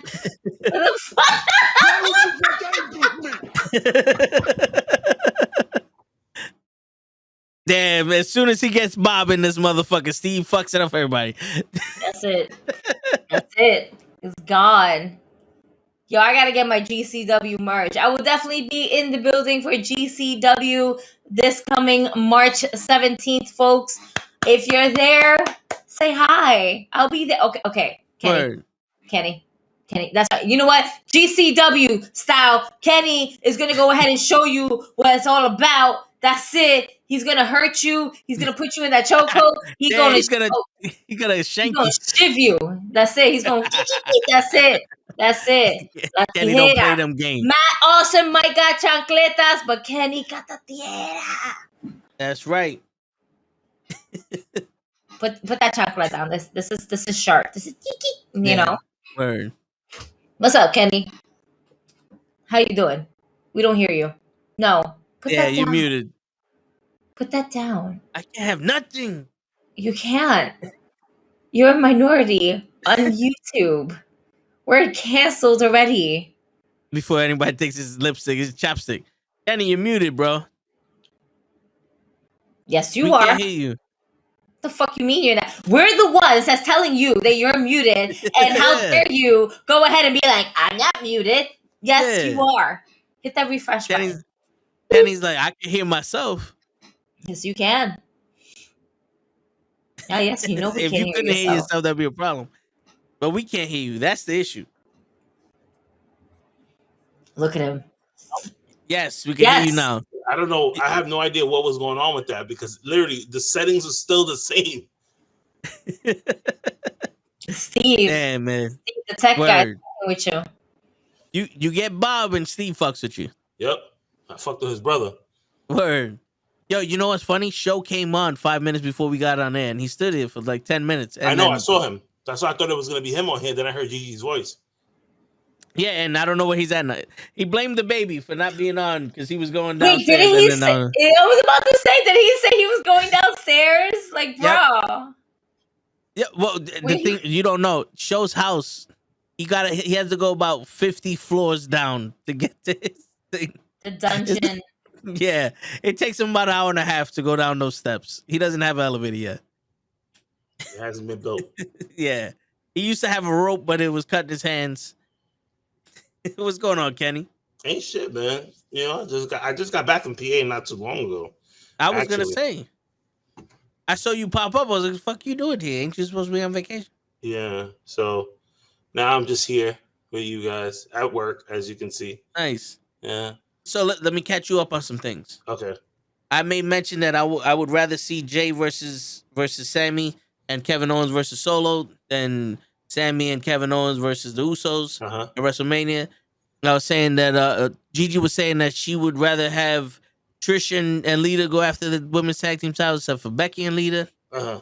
I also made mention that if Dominic is gonna be something serious and you want him to have more reps, he needs a 205 live title, like a Right. cruiserweight title, because then he'll at least be able to wrestle the luchadors and get those But reps they don't in. have the cruiserweight title anymore. I know, but this would have been the perfect occasion for it. Uh-huh. I was mentioning how Bobby Lashley and Brock Lesnar should never wrestle again. No, they shouldn't. I Yeah. totally agree with you on that one. Yeah, they should never wrestle again. Like if it's not going to be a serious match, like I don't want to see it anymore. Yeah. I don't want you to mention it to me anymore. Like Yeah. They need to get that shit out of our face. 20 years in the making, they disappointed us on all fronts. yeah. Yeah. Gigi said that she doesn't want Cody to beat Roman for that title. She wants Jay. She wants, I agree. I think Jay should be the guy, even if he's not the complete leader of the bloodline forever. Right. He just wins. He's the one to dethrone Roman. You know what? I said this last week. I think I said this when I was with Tony. I went on Tony's show on Sunday, and I said that I wouldn't want Cody to win the title. Like I'd rather have Cody continue chasing after the title, chasing after this dream. Yeah, you know what I mean, because you're making it too easy for him at this point. Like it's just so predictable. It's like when he debuted for WrestleMania last year, we knew it was going to be Cody. Yep. When we had Money in the Bank, we knew Cody was going to win Money in the Bank. He fucked himself over on that one, so he couldn't win Money in the Bank. Yep. But he was supposed to win Money in the Bank. Yep. Like, let's be real. You know what I mean? That commercial that he cut stating that the winner was going to face the champion at WrestleMania was a clear indication that they were going to change the rules for Cody Rhodes. And then he gets hurt, he comes back, and he enters the Royal Rumble, and we all said, well, he's going to be number 30. Anybody who was betting money was like, yo, Cody's going to be number 30, he's going to win the Rumble, and then that's it. And he's going to face Roman Reigns. Now it's like, don't have us that we're going to go and say, well, now WrestleMania comes, and Cody wins the title. It's predictable. You know what I mean? It's like, well, then now what happens afterwards? Because now Cody Rhodes is champion. What happens now? So I made mention to, if Cody Rhodes is the champion, right? You can have a thing where some way, somehow, the Usos and Solo turn their back on Roman because he's overstepping his boundaries, and you have Jay versus Roman again for the the head of the table, or to dethrone him, whatever. But in the meantime, have Chad Gable step up and face Cody Rhodes for the title. Right. I think Chad Gable would be a fresh take on a new champion defending his title, because Chad Gable would give Cody Rhodes that match that and he wouldn't win, but like I told Gigi, I want it to be believable that at any moment the challenger can beat the champion and not be like, well, Cody Rhodes is supposed to fight Drew McIntyre at SummerSlam, so he can't lose the title. They should fuck all that. I want it to be believable that there could be a chance that someone can beat Cody Rhodes at any moment. Uh-huh. But they're not gonna do that though. No, they're not gonna do that at all. You know what I mean? I think you know what was funny is I think it was Pro that put it down. Yeah, where he had that interview with Nikki Bella that she was talking about how production is done backstage. Like she wanted more praise for like Total Divas, but there was a line that she said where she goes and says like the WWE universe thinks that the people backstage are listening to them and using their ideas to change like the landscape of WWE, but really all the people who are booking WWE are laughing at the fans because they're pushing what they want you to like, which is true. Because how many times did they shove Roman Reigns down our throat until we loved him? How many times did they do that with John Cena? They're doing it now with Theory and and now with like Austin Theory. They try to do it with Braun Strowman. You know what I mean? Yeah. They try to do it with Ryback after a while, but then that kind of like backfired on them, and that didn't work. You know what I mean? Like there's like a list of people that you can tell, like, yeah, you tried to like make us like these people, but we just didn't like it afterwards. And like, you know, you kind of met it. For me, I feel like you met us 50-50. You know what I mean? It's like you give us something that we like, but you don't give us the full effect of what we like. You know what I mean? Yeah. Yeah. So I don't know. But all I know is I don't want Cody Rhodes to win the championship. Like I really don't. Yeah, it in all honesty, it makes no sense. Right. It makes no sense. Like the way that they're doing these promos with Paul Heyman and Cody Rhodes, it almost seems like this is a Cody Rhodes Paul Heyman match. What I said was earlier that Cody Rhodes should be cutting these promos without no one interrupting him every Monday night. And 2-3 weeks before WrestleMania comes out, Roman Reigns comes to Raw to face the guy he's supposed to be facing at WrestleMania. But he's dealing with Jey Uso and Sami Zayn and keeping the bloodline together and all that other shit. And when he's in the ring, Cody Rhodes says something to him and he goes, "I'm sorry, wait, who are you?" And Paul Heyman turns around and goes, "This is the guy that's just supposed to be wrestling at WrestleMania." And he goes, "Him? Little man? Oh, we got this," and just walks out. Right. You know what I'm saying? On some, he ain't even prepared. Like he ain't even fucking threatened by Cody Rhodes. And then Cody Rhodes has to, overcome that mountain of a man because now it's like, oh, this guy ain't got nothing for me. And then, he could do that whole shit where he's proving himself or whatever the fuck case may be. But then you can rally the troops and then have a guy that just completely shit on you. And you could bounce back from that and be the underdog coming back to win the fucking championship, like how they love to do it. But no, you have fucking Paul Heyman coming in talking about his father, which Cody Rhodes always talking about his father. And don't get me wrong, Dusty Rhodes, legend. We should always be talking about him. But you can't keep referring to him trying to get the sympathy vote when you're trying to get into a fucking title match. And then Paul Heyman comes and talks about his wife. What's next? They're gonna talk about his kid. They're gonna talk about his hair color. They're gonna talk about his brother. But the thing about it is, you think about it like this, right? Like you need to use Dusty in his in order for this to work for Cody Rhodes to win this title. You have to bring up his father because that was the whole purpose of him supposedly coming back to WWE was to do something for his dad. So of course you're going to continue using Dusty in these promos, right? So yeah, that's why you have somebody like Paul Heyman who's like, well, I know how to dig at you that is going to hurt you. And I'm going to talk about your dad. I'm going to talk about the fact that your dad never trained you in this business. But he trained Roman Reigns. He trained Seth Rollins. He had a hand in Sami Zayn. You know what I mean? Yeah. But he never had a hand in you. So like right now, I'm getting to the point now where I'm sure at some point Heyman's going to say, your dad never believed in you. Yeah. That's why he showed more love to Dustin more than you. Like, I'm waiting for that to happen next. Yeah, but the Cody Rhodes saga. Yeah, and then it's like, but Roman Reigns is the third man out. Right.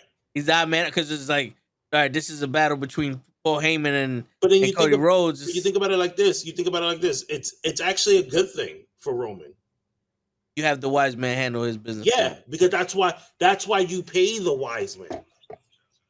You know what I mean? That's why you pay the wise man to sit there and do that work for you. Yeah. So then you just come in and handle the rest of the work. Well, I'll do the light work. I'll beat his ass, take my title back, and then that's it. But I let the wise man get into your head. Just like when he fought Drew, what he told Drew McIntyre when Drew McIntyre was champion. He was champion in front of nobody. Yeah, he said, no. He says, you're the guy they send out when I don't want to do something. Oh, yeah. Oh, I don't want to do that interview. Send him. Okay, we'll send Drew. You're a champion, but you're the second champion. You're not the face of the company. You're just the assistant. Yeah. You know what I mean? So that's how you could tell like Paul Heyman is like all right, like you have to. Why am I gonna talk to you when I have the wise man that could sit there and fucking cut into your ass better than me? That's true. But I just don't like the fact that they bring up his wife and all that other shit. You know, you could do the whole like. If the progression of Cody Rhodes in this whole thing is eventually he's gonna be like, you know something, this is for me. Mm-hmm. Like, yeah, my father never was WWE champion, and I want to be past my father, but this is for me. Damn all that shit. I'm not doing this shit for Arn Anderson or this one or that one or whatever. I'm kicking Roman Reigns' ass for me. I'm becoming the WWE champion. Right. Not one of this. I have a half black daughter, and my father wore polka dots, so I deserve to be the number one contender. And also, I broke my pec with a. See, Cody Rhodes is gonna turn into Kurt Angle. I won the WWE title with a broken freaking pec. You know what I'm saying? That's something I don't want that. I don't want that to turn into because that's lazy. Right. Like if you're gonna do something like this where you're gonna attack him like fucking emotionally, then let him have a fucking emotional story arc with Sami Zayn. He came in here being a conspiracy theorist and he needed something to help him out. He went in the bloodline and now he's top of the world. You know what I'm saying? Like, right. Like let's get a character growth in this fucking movie you want to give us. Not the same shit. If Cody Rhodes keeps coming out after he went to, my daddy was in the Vietnam War and my daddy said, you know, if he keeps doing that shit, I'm turning it off. We're gonna have a Raw watch along when no one's watching Raw. Well, listen, I think it's gonna continue that way all the way. We have like 30 something more days until like WrestleMania or something like that they said. No, he's definitely going to be carrying that all the way to WrestleMania. My thing is that I don't want him to carry that after WrestleMania. That's my thing. Right. And it's going to at least one more month. And that's the fucking disgusting part about it. You would think that at this point, WrestleMania is a new leaf, a new page, a new chapter, a new storybook for the year. That's when our season premiere really fucking happens, okay? Yep. Not this shit randomly in fucking September and then fucking October or some bullshit, all right? This is our season premiere. Yep. All right. I don't like how we continue the story a month after Mania. We shouldn't be getting rematches. We shouldn't be getting rematches on Monday Night Raw and on SmackDown post-Mania. No, you're right. Yeah. There should be no WrestleMania Backlash. It should be no WrestleMania. It should just be Backlash. I don't want to have a rematch of WrestleMania and Backlash, and then for that, we don't need to watch WrestleMania. Oh, I need a new shirt too. Thank you. Yeah, I just saw it. I was like, I know you needed that one. Yeah, but my old shirt broke. But it's true though, and that's why I'm saying I'm tired of this shit. They do the same shit. Mustafa Ali, bro, my man turned into a brunette and now he's winning. Like, oh, come on, man! But he fought Dolph Ziggler. Like Dolph Ziggler, he does a job for everybody. Yo, I am more interested in Otis. than Mustafa Ali. I can give a fuck about Mustafa. I want to see Otis out there. Hey, can we just say Otis stays getting the ladies? Yes. We don't know what's about that guy, but it gives You people like Toe a chance and opportunity. All right, to holla Word, at chicks like Keep slapping Mandy me. Rose, to holla at chicks like Maxine Dupree. All right, Word. you are destined to be a male model on Maxine Dupree. All right, you need to fuck hitting up Mercedes. All right, we know she ain't cutting back to you. Sasha's never getting back to you, but we Keep do hope know. alive. Keep hope alive. It's gonna happen. Shut up, Kenny. All right, but you believe, have a Me strong too. opportunity with Maxine Dupree, so I think you need to send her your headshot. That's above your shoulders, not below. Yeah, you saw Gigi's face when she said that. That's my stuff. I mean, listen, I believe. Is it though? Is it really messed up? I believe. No. I mean, believe. it's true. You You had to clarify it. believe? I believe I believe. too. I believe. Mm. Don't mind her. It's the weed talking. I believe in it. I believe too. It's not the weed. It's definitely I not. believe Mercedes is my future. I barely took a couple pulls before I got interrupted. All right, No. definitely not the weed. Wait. This nigga said talk about potato salad cigarette. Yeah, we can't Oh let the shit! I didn't potato even. salad shit go, man. Yo, bro, you think not? Shit, 4 gallons of potato salad for you, Kenny. Yo, you know what's crazy? On my thing, the chat never Make that a moved, so I shirt. thought people wasn't. Yo, wasn't fucking talking in the chat, let me and then say now I'm something. seeing Let me say all of these fucking Let me say something. I made homemade potato salad for the Royal Rumble. I think maybe like a handful of people ate it. I still had a whole bunch of it left. I think it's decided that we should never, ever make potato salad or talk about potato salad at any functions that we have together. The next time we have our barbecue, my boy's mother makes phenomenal potato salad. I'm gonna have him make it. That. Yo, no. Listen. No. I'll eat the shit it myself. I had some of your fucking potato salad. That's right, Kenny. I tossed your fucking salad at the Rumble.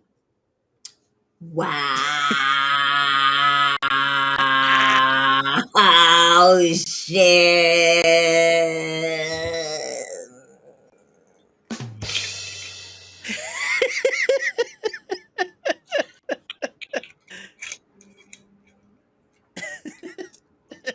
You ain't gonna say nothing? I gotta go. You just gonna put the hood up?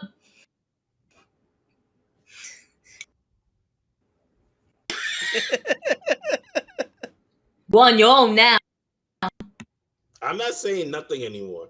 Like at this point in the relationship, I'm done. Like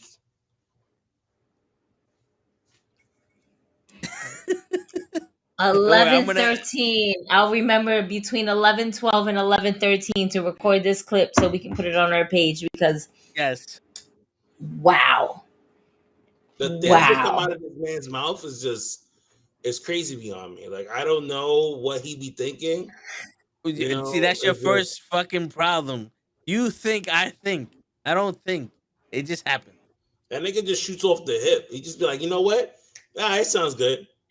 My hips don't lie. My hips all don't I hear lie. is hips and salads being tossed and things that I thought we would hear about wrestling and I don't know what happened. I don't know what happened. Help. Oh, why do we do this? I'm the one that's smoking. I'm not even high off of this shit right now, man. I don't know what's going on. Yo, we passed 11 o'clock hour, man. It's Skinamax out here. Oh, man. There he goes again. Hey man, I wasn't the one who said that. That was Pete there, okay? That was Pete. Oh man. This is wild. I haven't even got halfway through the blunt. This is terrible. Oh man. Yo, and I blame Show because Show should have been on here. A show should have been here. I blame Show. That nigga's like gone. Oh man. Okay, so getting back on subject, let's move away from WWE for a moment. Let's go on to AEW. Oh, speaking of AEW, Diamond Wrestling has signed a new wrestler, and his name is William Muda. We signed William Muda because Show was trying to say Wheeler Yuta. Yes, Show was trying to say Wheeler Yuta. He was trying to say Wheeler Yuta, and he said William Muda. So we signed William Muda, the great grandson of the great Muda. So he's Blackanese. AEW Dynamite was last night. Yes. And how do y'all feel about the MJF promo? Because I'm starting to do this. I'm not starting to. I've already done left that station. It's weak. Listen, before you even get into the MJF promo, right? Just when I looked at the card in general for this show, it was not watchable. I'm sorry. Like, it's not like this wasn't a show that you would say to yourself, yo, I can't wait for fucking Dynamite to come on tonight. Yeah. Because it's going to be a fucking banger of a show. It felt like a filler. Yeah. Yeah. And this is how I knew that even Tony Khan himself knew that this was a fucking piece of shit show last night. Anytime this man makes an announcement, any little announcement, he does it at the top of the fucking show. Yeah. Because the rest of the card is going to keep you there. Your man waited until it was like 9:15, 9:20 when he decided. This man pulled a fucking Triple H Vince McMahon on your ass, yo. Yeah. Like, yo, special announcements coming soon. Like, you could have just put the Cody Rhodes countdown on the bottom of the screen. Yeah. Put Tony Khan's picture on it, and that would have been it. Like, we just would have had the countdown. And then he didn't even say it. He didn't say it. No, he had Adam Cole say it. That was another thing. That was this shit. I was like, fuck out of here. Because you know what? Because he knew if he would have came out with that bullshit and said, hey, we're going to do another reality TV show and it's going to be called All Access and I'm really excited for this. No. He wanted to pull on the heartstrings of the AEW fans. And the first thing Adam Cole said was, you guys are going to see the journey that I went through in order to get back to the ring. Yeah, and it looked like he didn't know he was supposed to be saying this fucking promo. Because he was like, and it's going to happen in March. I don't know what day. And the day that it's happening, I'm wrestling too. Yeah. In March. Someday in March, I'm going to have my match. So it feels like, in all honesty, like it feels like if being that we all went to Dynamite over here in Queens last time, that he did pretty much the same thing that he did with Ricky Starks. Yeah. Like pulled him out of nowhere for a promo. Yep. Ricky just finished the match. He tried to get everybody hyped, and he told Ricky, hey, come back. Talk to the crowd. We was already tired at that point. Like, yo, bro, shut the fuck up. Let us go home, and that's it. Like, I don't want to hear nothing else from you, bro. I'll see you next year. Tony Khan, do you know what time it is? We got to go to work. It's 12 a.m. Do you know what time it is, Tony? But but it was like, okay. It was very lackluster, and to me, it sounded like we're just gonna get a lot of backstage access, and then which is pre-recorded, and we're gonna get maybe one match out of it. Yeah, no, I don't think so. Well, Adam Cole said he was the in-ring debut that day, so that's just him coming back from it. Like, you're gonna see his journey, and then you're gonna see him come back in the ring, and then it's gonna debut, so that you get to see how he got to that point, right? Yeah. Because I'm gonna tell you exactly why they did this, right? When they did Rose to the Top with Cody Rhodes and his wife, right? When that show was over, and they did the survey for the show. People said that they wanted to see more of the other wrestlers in AEW because they featured Ricky Starks when he broke his neck. And he was talking about how he how he hopes to come back into the ring, and they didn't know whether or not he was going to come back. They featured Darby Allin when he was talking about living in his car before he got signed to AEW, and when he has big matches that he sleeps in his car to remind himself of where he came from, and everybody ate that shit up and was like, damn, I want to know more. I don't want to know about fucking Brandy Rose and her pregnancy. I don't want to know about Cody Rhodes and being on the that fucking really just went downhill. And doing the promos on his kids and being biracial and shit. No, I don't want to know about that. I want to know about freaking Eddie Kingston and his mother. That's what the fucking survey says. So guess what? So they gave him that fucking show now, and that's what we're getting. And the first people they're gonna put up for the first 2-3 episodes is gonna be Britt Baker and Adam Cole. Yep. And yo, not for nothing, this is where you need that vignette. This is where you need the trailer for the show. Because Adam Cole could have been like, yo, in March, we're going to debut a new show, AEW All Access, and then show the fucking trailer. Yep. Or even give you a snippet, right? Of them taking him to the back of the concussion, show fucking Britt Baker crying because we know she cries because she did it in NXT when she was in the audience. And he almost got his fucking neck broken. Right? Yep. And then cut to the doctor, him and the doctor, and then just cut it off. That's it. You don't got to do no more. But no. Mr. Snowman himself, all right, coked up as he is like, all right, well, I'll send somebody else to do the announcement. Like, that shit, everyone said the same. And you know what's crazy? Is that everybody on Twitter said the same thing. It's like, yo, this was such it could have been saved for an email. Like, you could have emailed me. Like, we didn't have to have a meeting. Same. This could have been a tweet. Our email is via tweet. This could have been a tweet. It would have been bigger if they didn't. You want to tweet about other and on top of that, can we just also mention the pettiness that he decided to go ahead and go up against someone who does media for WWE? Like, that's petty. There was no need for that. Yeah, there was no need for that. For what? I don't know. Why did he go up? Why did he start problems with Ariel Helwani? So, do you know the full story, Gigi? I know partial of the story. All right. So Tony, this all started when Tony Khan went on Ariel Helwani's show, not the BS Sports one that he does for Fox, right? He does his own show called I think it's Conversation. I think it's like a talk with Ariel Helwani, but Ariel Helwani has his own his own podcast. He does himself. He interviews different people. That's what he had MJF, and MJF was talking about the whole. Well, I would like to go to WWE, and I like Vince and Roman and Cena and all the other shit. And Tony Khan got upset, like, yo, we didn't know about this.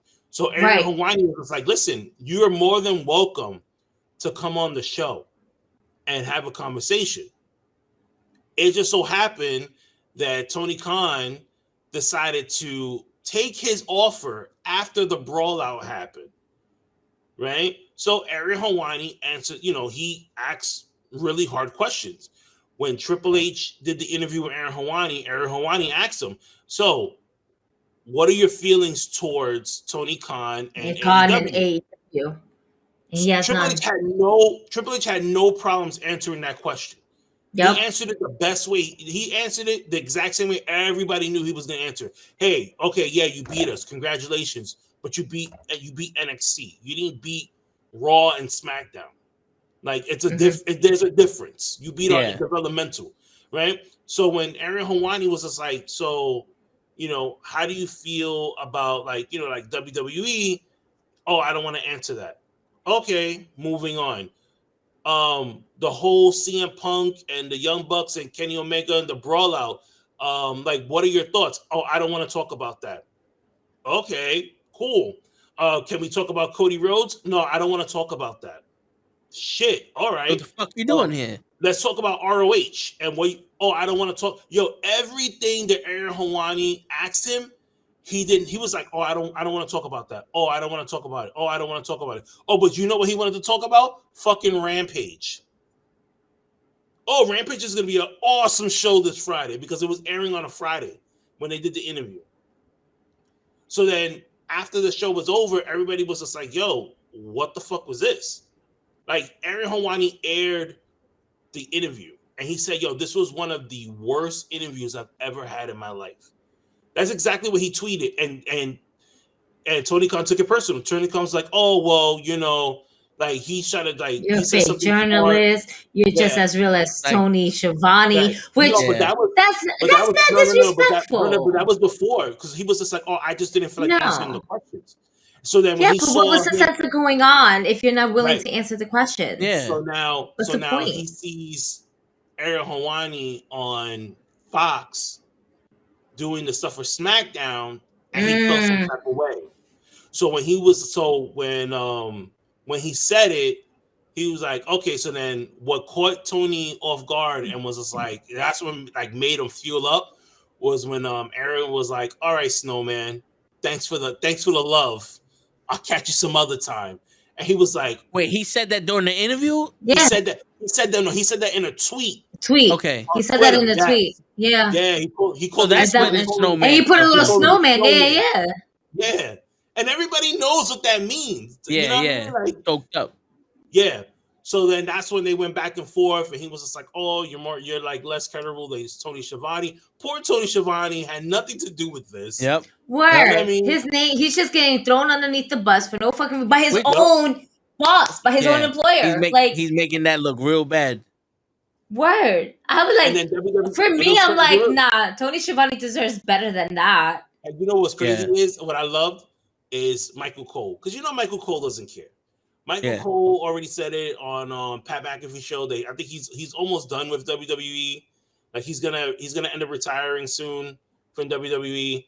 And one of the things, but he did the little shot at Tony Khan was like, hey, yeah, well, I think it was on when they did Elimination Chamber the very next night, and he goes, yeah, that's Ariel Helwani sitting with one guy from the MMA GSP. Okay, and he was like, you know, he's a credible journalist that asks the hard questions that you may not want to answer. Like, you know what I mean? And I was like, holy shit. I was like, I loved it. Like, yo, but that's the thing though. Tony Khan has to understand who he's going up against. The minute you show a chink in your armor, they're going after that. Yep. You can't sit here and pick a fight with the WWE and they get mad when they pick one right back at you. If Tony Khan would have answered the questions about CM Punk, about WWE, about what happened in the backstage, about fucking Ring of Honor and all that other shit, and actually gave real answers and led Ariel Helwani to ask different questions based off of his answers, that interview would have been dope and the WWE would have had nothing to say. Yep.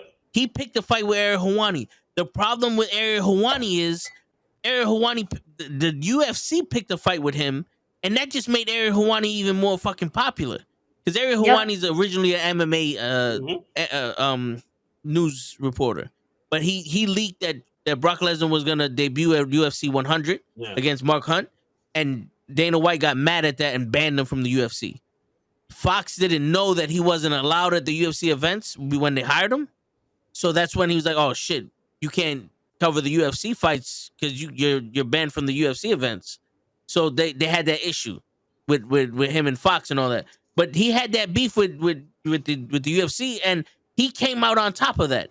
You think that you're gonna have a problem with Ariel Helwani when the MMA world got Ariel Helwani's back? And you know what's crazy is that Ariel Helwani still has beef with Dana White. Yep. And when fucking when Dana White slapped his wife, who was the first one to get in his ass? Ariel Helwani. He had no problem saying like, "Yo, you a piece of shit." And I hope your kids see this and you have to answer to. He's like, you don't gotta answer to me. Yeah, I don't care, but you gotta answer to your kids now. Because he said the same thing to Ariel Helwani. He goes, "How are you gonna face your kids when they ask you about?" And then he goes, "You ask me this same fucking question, asshole. How you gonna face your fucking kids when they found out you slapped their fucking mother?"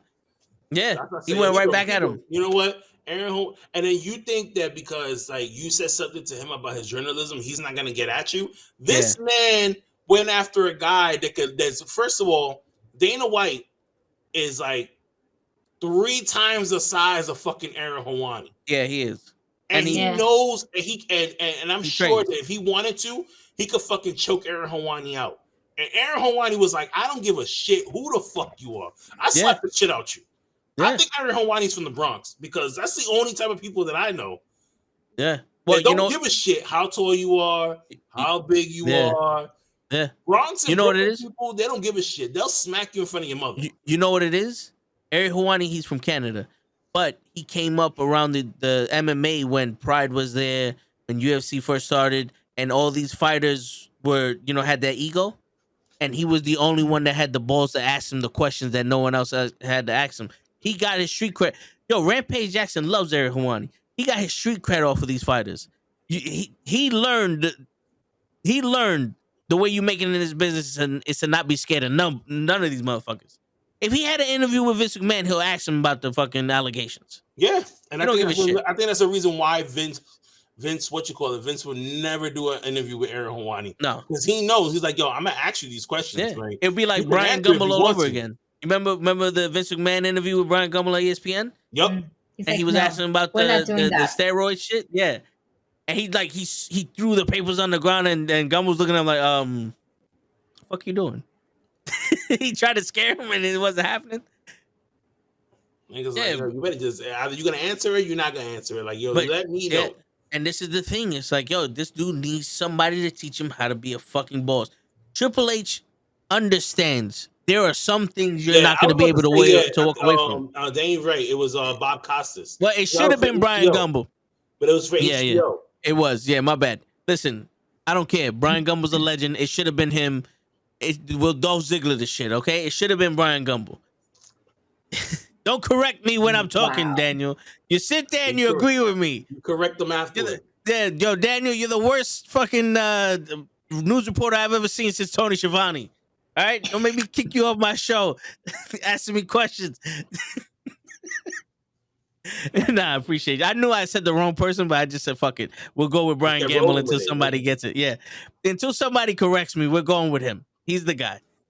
But yeah, I mean, this is where you need to be politically correct. Like, Triple H knows people are going to ask him these questions, and you have to either be a politic and swim around the question, or just go straight ahead. And Aaron Hawani's the type of guy you need to go straight forward with it, because if you swim around it, he'll go back to him and be like, no. Wait a minute. This happened. What happened there? You know what I'm saying? He's not going to let you bullshit his way through it. He's like, you're here for a reason, and I'm here to get my shit. Right. But yeah, that Rampage yesterday, Rampage, Dynamite last night. When I looked at it, I was just like, because I was in the hotel room watching it, and I was just like, How many tag teams are in this fucking match? Oh, they made every tag team known to man. But yo, I thought it was originally gonna be a triple threat, and then the Acclaim made it a quadruple threat, and now there's 5. There's another team gonna come on in another battle royal next week. Yes.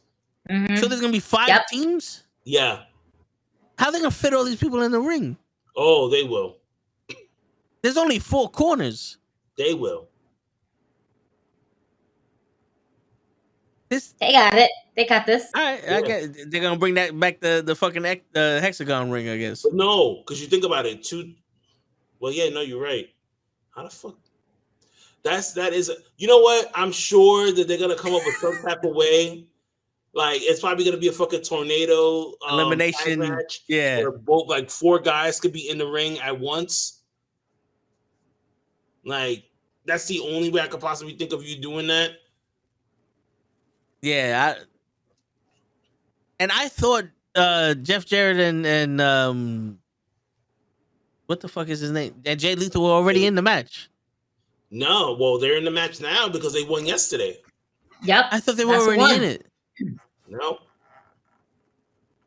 And I'm sitting here going, they're fucking up the Ass Boys. I didn't realize should have been that tag team that cheated all the time. I don't know why their first defense is in a 25-man fucking that's some fucked up shit. It's like, yo, you win the tag team titles, and your first defense you have to go up against 4 other teams. Like, yo, who did you piss off? Like, word, daddy ass.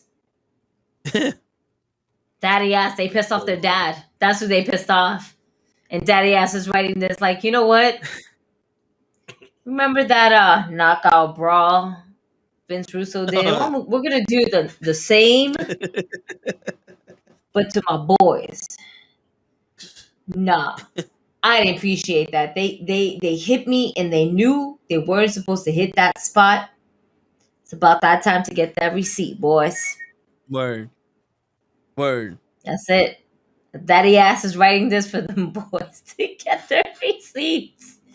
Yer, what's good, Pootie? Yeah, what up? What up, Pootie? Pootie. It's just Pootie. But Pootie. No, that's how I say his name. That's it. Yeah, I like how you say his name, Pootie. He knows it too. And I was like, I'm not fucking changing that ever. I'm never changing that. Yo, yo, all right, yo, going to the MJF promo, the whole shit where he wanted a family and he wanted this and he wanted that, and you're spitting in his face. Him and his fiance. That's it. Yo, I'm do we think it's a work though? Yeah, I think so. Because I'm listening to this, I'm like, yo, bro, aren't you 23 or some shit?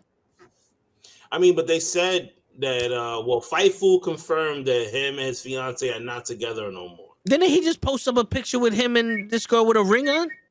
Yeah, and I literally just saw it today. That was a couple of months ago. That was a couple of months ago. Didn't he just post No. You know what the thing is that he doesn't post often. So it looks like he posted that shit recently, but he doesn't post often. Yeah. But he definitely posted that up. She posted that up. On both pages, it's empty. That's all fine and shit, but I don't care. You know, you're wrestling Bryan Danielson for an hour in March. Mm-hmm. Your fuel better not be because you wanted fucking children. You know, nigga, you know how easy it is for you to pop a child in somebody? It's not hard. You're not the woman in this equation where it's like you decided that you didn't want to have kids because you couldn't step away from the ring for 9 months. No, bro, you can bust a nut in anybody and come back to work the next day. I mean, listen, but wait a minute. I mean, you could bust a nut into somebody, you know, but can your swimmers make it to the finish line? Hey, that's between him and his preacher. You know what I'm saying? That's between him and his preacher. You know? And his doctor. Yes. But you know what I wish? Especially now that they cut this promo this way, and he said that he's, you know, he like sent a message to Bryan Danielson's kids and stuff like that. You know, I wish that Brie Bella was available to come on AEW television. Because if I was Tony Khan, I would talk to Bryan and say, yo, you need to bring your wife and kids to Revolution. We need them front row the same way Sami Zayn had his wife and his son there. Is that his son or was that a daughter? No, he's a son. He has a son. Okay, all right. I swear to God, there must have been a little girl around him. There was a little girl there. Okay, all right. Boy he had his son there. Okay. Right? Because, God, man, the way MJF does things, I would love for him to just, like, he's just hitting Bryan in the face. I mean, he already mentioned the kid's name. Hey, Birdie. Yep. Hey, buddy. I'm like... And now he just sits there. You know how Brie Bella is with that face that she makes? Yeah. She tries to look mad, but she's really not mad, but she fakes it, you know, type of shit. You know what I mean? Screams out, Brie Mode! Right? And shut the fuck up. Fucking hate that song. Yo, he just gives them the finger. Oh, the kid? Yeah, both. Yes. The kid? Oh, shit. That would be great. Like, oh my God. How good would that be? That would be phenomenal. That's just as good as Darius Carter fucking trying to kick a kid and coming down the ring. That's as good as it's gonna get right there. Yo, and the best part about it was he threw that kick at Kofi's kids, and Kofi fucking sponsored him during that event. That was the irony in that shit. I'll get into some Darius Carter news after we finish doing what the fuck. Okay, goodbye. He just had it. Yeah, he just had. And I I don't give Darius Carter that much props because you know how I feel. I mean, right. I have to keep that heel love between me and Darius Carter. Yeah. You know what I mean? I can't show my true feelings for the man, but he had a good match against Faye Jackson in DC, which was a really good match from what I've seen. Okay. That's the only good thing. The only thing good thing. Right? No, because that was her comeback match, if I'm not mistaken. Yes. Sorry. Yeah. I had a 5-second delay. My apologies. I'm sorry, but Darius Carter versus Faye Jackson is way better than what we saw on fucking Dynamite anyway. It's just how I feel. Yo, the Miz hitting that half-court shot at the Celebrity All-Star game. That was more entertaining than fucking Dynamite. Yeah. That was more entertaining than the All-Star game or the dunk contest. Fucking Thunder lost by 1 point in overtime. I heard you watching the game. Yeah, I'm sorry. I had money on the game. It's all right. I was about to say, yo, are you watching the XFL or are you watching the game? Because I know the XFL I was watching the game. I had money on the game. Thank God I cashed out before they fucking lost by 1 point. Word. But shit, man. Yo, but the promos with MJF is becoming like... Yeah, why it felt like he pulled that shit out of his ass. That whole... All of a sudden, you wanted to wrestle and not be with your family, and all I wanted was kids, and you're spitting in my face. I'm like, yo, bro, you're 25 years old. You're still a baby. Mm-hmm. You don't have to worry about having kids. I can understand if MJF was like Batista's age, or he's like almost 50 something. Right. And he's like, all I wanted was children. And now I can't have them because I got kicked in the balls, and now you're spitting in my face. I get it. You're a child. That's like a teenager telling you they sacrificed something. You ain't sacrificed. You know what I'm saying? Yeah, you know, like especially to Bryan Danielson, where my man like literally had to retire because he was injured. Like I would have believed that coming from Daniel Bryan than fucking MJF. Like, I don't know why he's pulling these shits out of his ass. It's really turning me off to the fucking guy. Do we think that his man match with Bryan Danielson is going to be a good one? And do we see it being good on both ends or just one party? I think Bryan Danielson is going to make MJF look like a star. I think MJF is going to make Bryan Danielson look like a star. You know what? I'm out. No, go fuck yourself. I'm out. Yo, you know, here we go again. You just want to pick a fight, bro. That's all it is. You just want to pick a fight with me. I'm not saying Bryan Danielson can't wrestle. You're saying a lot of bullshit right now, and the fact that you think that MJF will make Bryan Danielson into a star. Like, who made who look good with MJF versus Punk?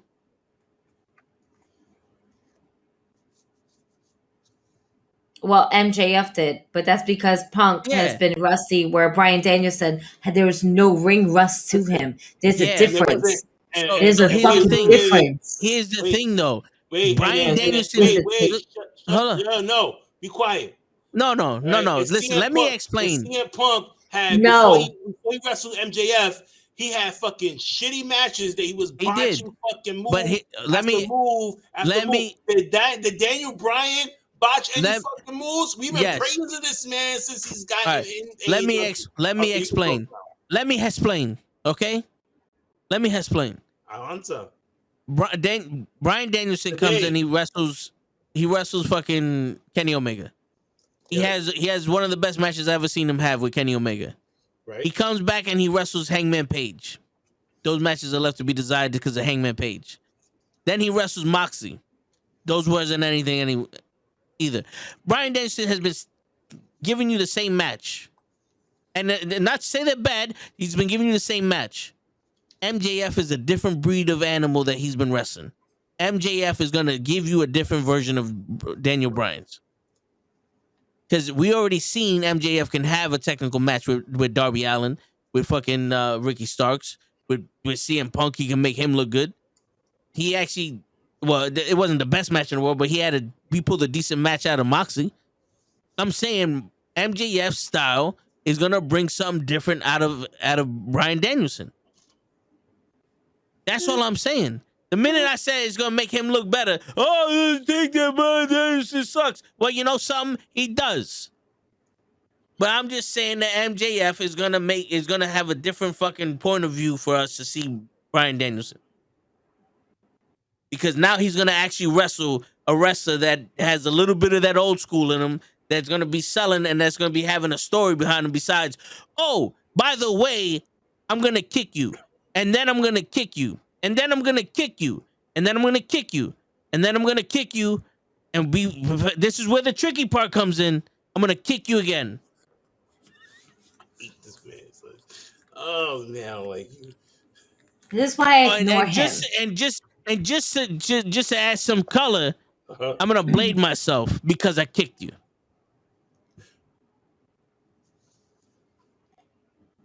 And then what's the ending? I'm gonna kick you, and then we're gonna go into a roll up.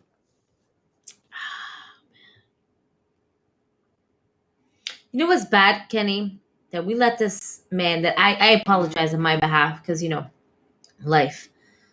But we let this man be on air for a whole hour by himself, an hour and change by himself. Speaking facts. Shut up. No, Speaking you're not. Facts. No, you're not. Everybody in the chat agrees with me. Everybody in the planet agrees with me. No, don't speak for everybody in the chat. Yes. Stop giving shit. Don't do that. In the chat, don't do that. Chat, if you agree with me, say you agree with me. Let if you're in the chat, you agree with me. You better fucking like, comment, share, fucking subscribe. Let these niggas know who you watching, what time, where, because we here. And we need more opinions. We need everybody to jump on board. So call all your wrestling friends and non-wrestling friends, because sometimes this nigga be talking out his ass and they're going to be looking at him like, what's wrong with him? And we're going to be here like, we still trying to figure that out. I swear to God, if I can remember this, I'm going to count how many times Daniel Bryan kicks MJF. I'm going to count it. We're going to put a bet to it then. All right? I say he kicks him 6 times. That's it. Nah. It's an Iron Man match. Fuck, you right. Man. It's 20? That's it. It's a whole hour. He kicks people 20 times in a segment.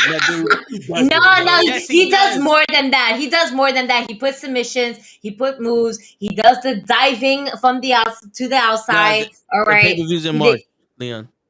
Next Sunday. All right. It's next Sunday. The 4th, right? March is next. No, the 5th. The 5th. It's next Sunday. It's a Sunday? Yeah. Yeah. Yeah. Well, good thing I'm off the 6th. Thank God I'm off. Thank God I'm off the next day, because I'm just gonna be sitting there with my 12 hours and then an Iron Man match. I'm not off the next day.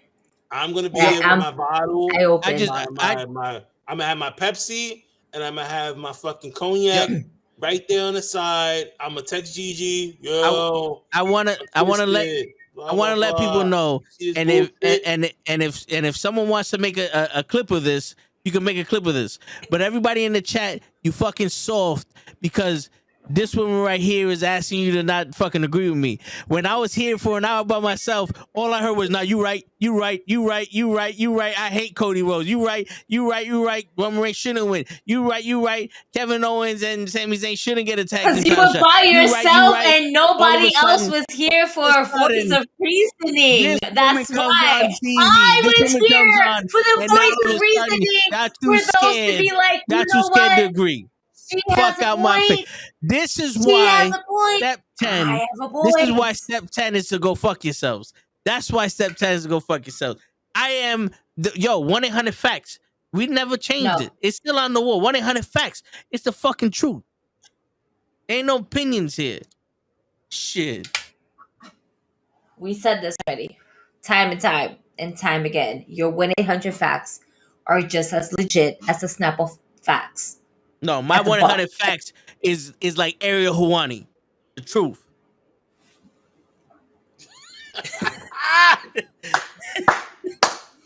Yo. Anyway, hey Gigi, you still going to GCW on the 17th, right?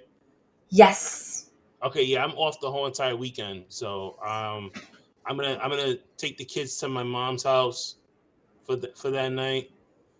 Nathaniel has no basketball games the next day, so he can wait till. Yeah. Yes. Yeah. Yes.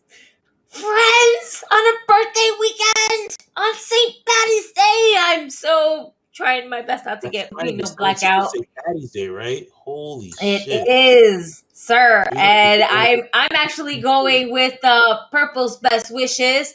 My guy Ronnie Bosch. Very excited for this because he right now is like a pro at going to GCW events, and I know what to expect. We're not getting any blood. I get that. Yeah, I know that. Yeah. We're in New York. We have to wait till we go to Jersey for that. So that's summertime GCW events. Yeah. I'm definitely gonna go to one. We gotta make a plan where we can go to Atlantic City just to watch GCW. Word. I'm with that. I was already thinking that ahead in advance. Like, nah, I'm going to GCW around my birthday. Go with us. That's it. When they gonna be in Atlantic City? We'll find out. We'll figure it out. We'll figure it out. When the summertime comes around, we'll figure it out. Yeah, because if I know if it's gonna be like a Saturday night or whatever, what I'll end up doing is that if the kids have practice in the morning, like I'll do the morning session with them. Call out sick. No, I'm gonna be off off that weekend. But I'm just saying. Have the kids call out sick. Sometimes they need a sick day I'm too. the fucking assistant coach for the baseball team, so I have to be there. Shit. Yeah. So, the basketball is easy. Oh, he's not going tomorrow. All right, cool. Like, see him next week. All right. But the baseball shit is just like, hey, I'm not, Yo, just text all the kids, keep the eye on the ball. I do the morning. It ends at 11. Hopefully there's no game that day when they have the GCW show. Drop them off. And then drive to Atlantic City, which is only an hour and a half, 2 hours? Yeah, something like that. I'm taking mass transit, so that's all I know. Yeah, Daniel. I do a lot, man. That's why I say this motherfucker has more than 24 hours in a day. I don't know who he speaks to, but I have like 8 hours in my day. He got 24. He got 36. I never met a man that had more than 24 hours a day. This motherfucker. I do two things at once. Shit. Jesus. Right now, I'm doing this show and answering text messages right now from somebody. We can hear because we get ting-a-ling-a-ling, ting-a-ling-a-ling. Yeah. Oh. Yeah, there's asking me to do another show with them next week. All I do is promote. That's it. Did Gigi just freeze? Yes. Look, Pootie said he'll drive.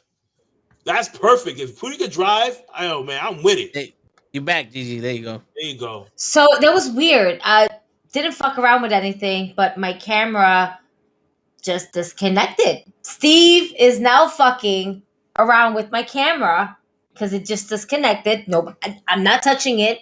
My hand is here. My other hand is here. And it just went bloop. And I was like,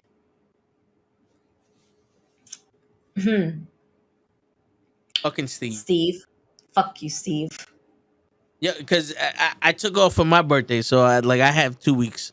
Right. And a part of me is like, maybe I want to like rent a car and go down to Atlantic City, have one of them steaks you fucking keep talking about from Hell's Kitchen or the Ramsey shit.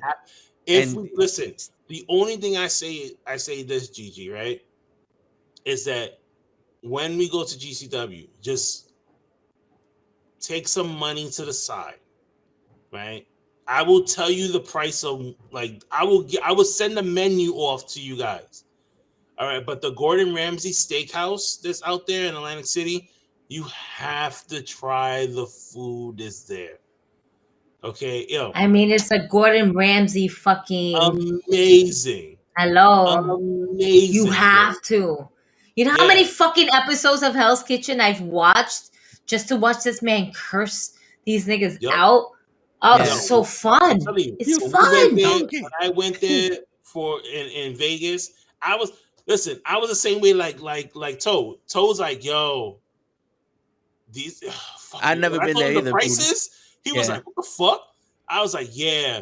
But it was so worth it at the end. Like the drinks are good. The drinks are expensive, but they they make it strong where you be like, yo, you know what? Give me another one. Fuck it. Like, I'm just gonna, and it's not like you're gonna go there every day. You know what I mean? And what helped me is that I was right by the casino and I made my money back. So the 4 something that I spent on dinner, I made it right back on in roulette. So I was okay. We may do it again in Atlantic City. And him hitting the fucking roulette tables, his hands get withdrawn too. Like, let's go.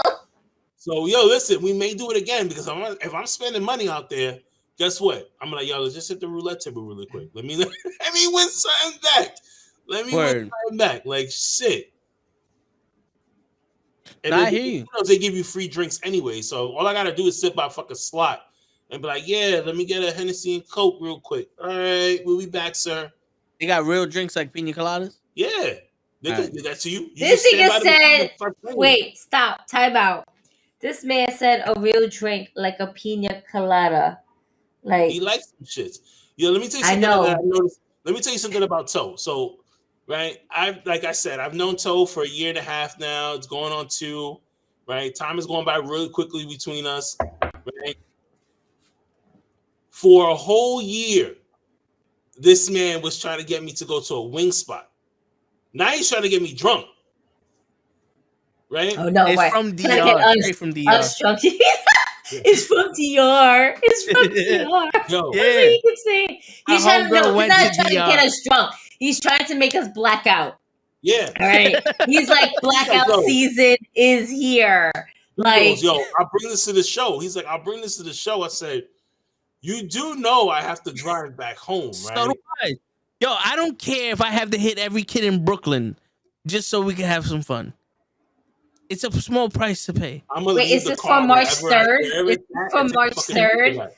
Because I can take a bus home, so I'll be okay. I'm just saying. I ain't getting, fuck that. I'll take a shot. I'm going to take the bus. I'm going to take the bus straight home. I don't even know where this bitch is at that I'm driving to this show. Yeah. I don't know. Oh, damn. It's somewhere in the Bronx. That thing in the Bronx. I think you'll find parking. Wait, how far is it from your house? My house? No. Talk about Gigi because Gigi doesn't live too far. Gigi doesn't live too far from my mom's house. I took a bus there. It took me 25 minutes to get out there on the bus. The 6 bus. You took this. Okay, so that means it's not that far. How long did it take you? 25 minutes tops. So it's not far from my mother's house then. I can easily just drop the car off at my mom's house and then I'll just take the bus to this place. And I think, mind you, I went either on a Saturday or a Sunday because I took the spot that it's at, Subway Mania, Sting versus The Undertaker had taken place there. So that's how I remember. I was like, oh, it's right there, bet. And it's a fun little spot. And I'm very excited. So we will all be there March 3rd, Invictus Wrestling. That's right. So here's my second question because, like, you know, it's the birthday weekend. GCW's on Friday. It's on March 17th. I'm trying to see how easy it is to get a small bottle inside the Manhattan Center without it ringing through security. I would just say pre-game prior. I was thinking that too. I understand like being there at the event. And I mean, their prices on drinks wasn't bad anyway when I went the last time. No, but to still have your own is free. Yeah. It's better than anything else. I had 2 drinks. I had 2 drinks and I paid $20. So it wasn't that bad, but still, it was okay. I mean, plus I'm sitting by myself anyway, so. We have to talk and see where you're sitting at. You got second row or? I think I'm like 3rd row. I gotta look at the ticket. Okay. From where? For GCW. Their seating is, from what I heard, is like super weird because they kind of put your names on the chairs and everything like that. So that's what I heard. This is my first experience, so I can't really say from my experience. I'm just speaking from someone else's one. So I'm excited to see what is happening. The small personal bottle. That's what I was gonna bring. Like, stick it somewhere and make sure the shit don't fucking ring. Where I'm like, all right, cool. Yeah, let me get a soda. I gotta find a little Jameson's, like, boop, boop. Yep, nope, I'm good. I'm good. I'm good. Why would glass ring? No, but like some other parts, it will ring off. Like, think about it. If it's it's a tin top, that tin top can ring off. Mm-hmm. And it's okay. Shit. I have a great excuse. I'm just gonna leave it there. So she can wear a bra. There's a wire. Metal liner. now if she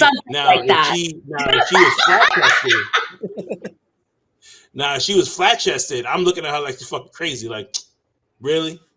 All right, the girls. Like, I was wearing a push up. Take it out. Extra push up. Let's go.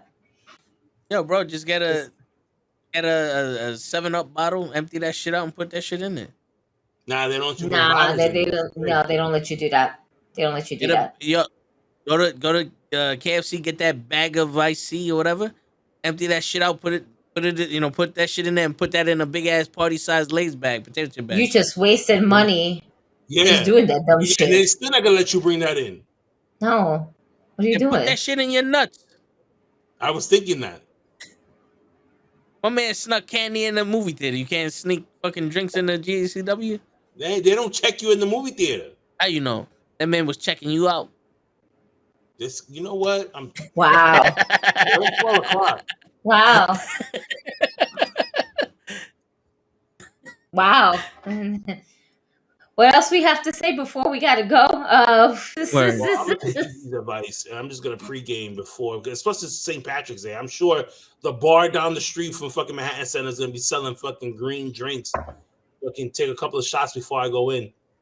I'm just looking for a spot that has a sale on whiskey, because Irish men and women love their whiskey, so I need my whiskey. And preferably when we're outside, I'm gonna bring. How many people are coming with you? I'm bringing one, and I'm meeting up with 2, 3, possibly anywhere from 4 to 6 people, because I'm rolling with at least 3 additional people. But one of my people might have a crowd. We're gonna figure this shit out. I'm bringing 10 cups. We'll just have a birthday shot while we're outside. You know what I mean? We're like, yeah, it's Gigi's birthday. Shot. They're not gonna do anything to us anyway while we're outside. No. Plus I have my badge and my ID, so we're all right. Word. My man's like, let them fuck with me. The nigga's tallest person in the room. We're good, guys. Nope. Don't worry. Should we? No. We fuck it. Don't worry. We're good. I have a friend. I have a very tall friend. And he's 7 feet tall. He's tall. And you can't teach that. Fuck you, Enzo Amore, for always fucking ruining that tag team for me. Did you hear what Matt Cassis said in his rap? He called Morrison soft. He spelled it out and everything in his freestyle. Oh, he did call him soft. Yeah, you're right. Yeah. Yo, I love it. I love Max Caster. He's so like, I told him I'm 6'4". He's like 3 inches shorter than me. Yeah, toes like here and I'm here. Yeah. With me, without me. With me, without me. Life expectancy. Wow. You're the movie with Tom Cruise and Cameron Diaz. Got you. But still. Suspect. Jade Cargo. Jade Cargo versus Raquel. Who wins? Jade. I say Raquel. Raquel Gonzalez. Like, can we unleash Raquel, Or is this the Raquel that we're fucking dealing with right now? Because if it is, then it's Jade. But if we can unleash Raquel, I don't need know Raquel. what. I need indie Raquel. Yeah, that's what's missing. I need the Raquel that I saw with the cowboy hat, with the chaps and the fucking bell she used to hit people with in the Indies. That's the fucking Raquel I need to see. With the half mask face shit, with the cowboy shit. That's what I need. I don't need to smile and show me your back. Yeah. I mean, I think that's what's happening is that no, there's no back. There's barely any front either. But bro, like nah, like it's just this smiley character is not doing it for me. She's not even getting mic time. She's just getting TV time. Mm-hmm. And she's always going to be put over because of her size. They're giving her the Braun Strowman treatment. Well, you know, she is dating Braun Strowman. I know. That's why I'm saying that she's getting that treatment. I hate to say it that way, but I don't know. Do you want to know what's crazy? Even if she wasn't dating him, I think she would still be getting that treatment. Regardless. Right. Because they don't have anybody to really compete with her for as big as she is. Yeah, because Rhea Ripley is going after Charlotte. That's it. So she but literally she had has matches with Dakota Kai and NXT. She has great matches. That's the thing. But it's not being portrayed on the main roster. Yeah, it's not. My elephant lost his ears. Anyway. Bendito. It's okay. It was bound to happen. About to be off with his head in a second. Oh shit! I really took his head off. She just broke it. Damn. All right. Off with his head. Word. Off with his head. On that note, Bray Wyatt.